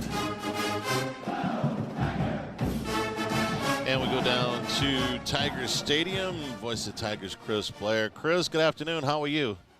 I'm good, Charlie. Good. You know, I woke up early this morning, and I don't know if you felt the same thing, but the temperature and the weather this morning kind of felt like the way it's supposed to be, and then 2 hours later, it's back to the heat dome. But you know, it's good to be back here at home. Good to be back here on campus, and you know, looking forward to LSU going out and playing better. And you know, regardless of who's on the schedule tonight, I think there's a lot of things that you will be able to look at and feel better or not feel better. As will most Tiger fans. It's about what LSU does on the field tonight. It's kind of my opinion. Chris, and yes, by the way, on the weather, same thing here. I'm hoping for more of that in the near future, hopefully. You've been on a bunch of these trips where it's a tough loss, okay, throughout your career, and you're with the team. And how they handle that loss is always, you know, going to be in flux until they get out there again. How would you say that they handled this loss, you know, as you've watched them, not just on the trip back, but all through the week? Yeah, I think, you know, it was a somber trip back, as you would imagine. And then this week at practice, I mean, it was vocal. And, you know, not necessarily that's going to translate into playing better, but you could tell there were other players holding others responsible and accountable. And there was a lot of discussion with the coaches too. And, you know, Coach Kelly even touched on it Thursday night. He said, hey, there was more yelling or raising of voices among the coaching staff than coaches to players. But the good news is, Charlie, that the raised voices were player to player. And we all know there's going to be time for coaches to need to do that and have to do that. But when you've got, you know, older players holding younger players accountable or even vice versa, you know, that helps build, I think, leadership for your team. So, you know, I don't know that there was a stark difference in the tone of practice going into week one than there was week two, you know, and we'll see how that relates to how they play on the field. But it was a very spirited week of practice. So, you know, Coach said on Monday or Tuesday rather in his press conference, there wasn't that competitive edge. There wasn't, you know, the look like, you know, there was one team that looked like they were ready to hit another team. Unfortunately, it happened to be Florida State. So, but we'll see if that impacts the way they play tonight. I know a couple of players during the press this week said, hey, we didn't like what we did on Sunday. And unfortunately, for Grambling, we're going to try to take it out on them tonight. So we'll see. Players holding themselves accountable may be the best thing I've heard all week. And no fooling, because I've heard coaches say this before. Like if I got to spend my time, you know, trying to get you motivated to play or be accountable or be focused, then that's just taking my time away from, you know, when we ought to be doing actual coaching. And the players, the best teams to me, Chris, and you've been around some great ones here at LSU and some at Georgia Southern before that. The players hold themselves accountable. That's the best teams in my you know, my experience. Yeah, 100% right. You know, and Brian Coach Kelly told a great story Thursday. He said, hey, we were doing some receiver drills on Wednesday, and there was a younger receiver, no need to name him, that just wasn't getting it right. And Malik Neighbor stepped in. He lined up wrong. Malik stepped in and said, hey, you sit this one out. Let me show you how it's done. And Brian says that speaks volumes because Malik said, hey, I already ran my drill. I was over here trying to get a breath, but you're not doing it right. So let me show you how to do it. So not only did he call him out for accountability, but he took the next step, Charlie, which is let me show you how it's done. So, yeah, I agree with you. I think that's the difference in great teams and good teams. Let's talk about the matchup, but not from a football standpoint for a second. Let's talk about the historical significance of this because we did this last year with Southern, LSU's first time to play these two teams, and last year's game was a real. I thought it was a real spectacle between the meshing of the fans, the bands, there's the whole, like I said, the whole spectacle of it.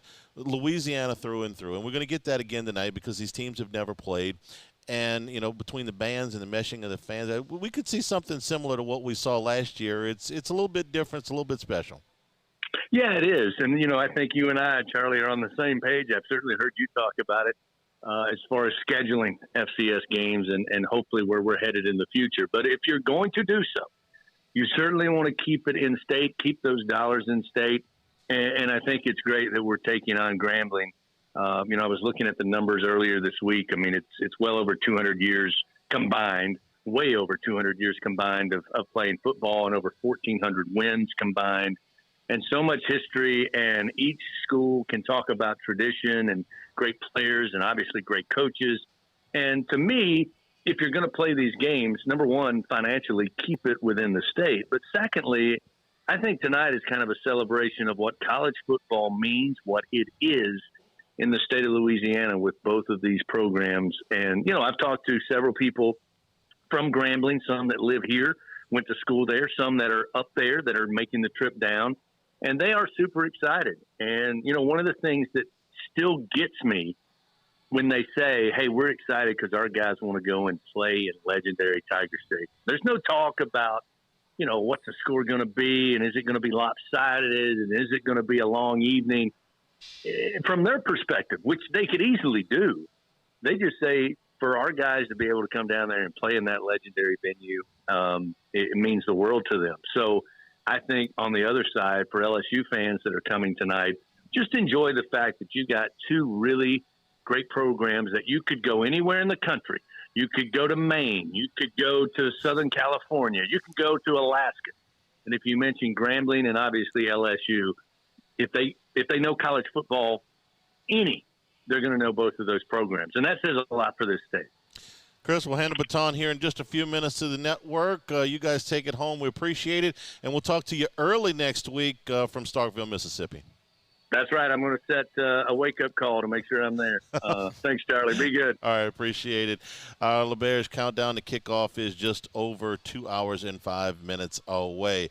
Back to wrap it up here from Rouse's Eagle 98.1 Game Day.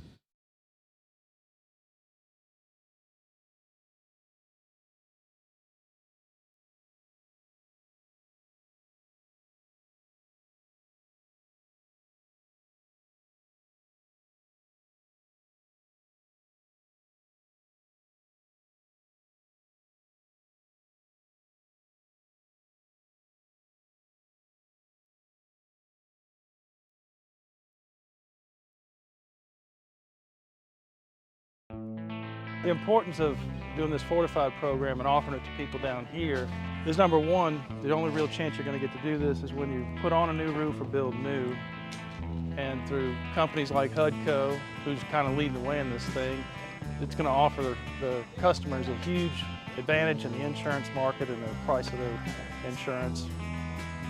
We're not looking to make a fortune off fortifying. We're trying to give you a better product than our competitor at the moment. I'm trying to do something that he can. I'm trying to give you something better. So a lot of these insurance jobs, you're getting a re-roof, you're only paying your deductible.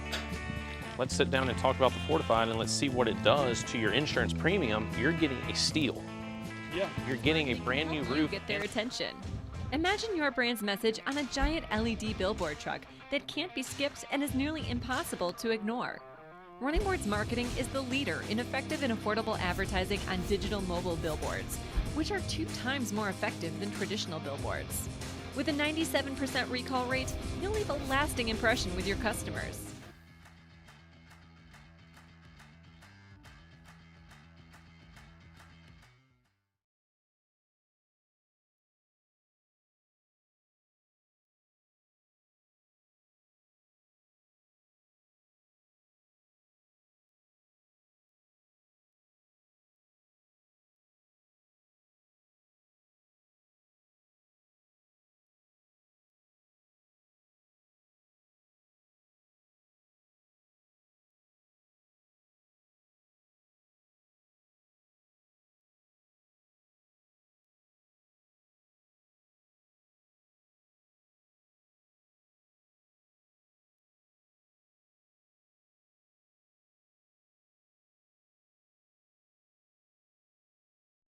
Eagle 98.1.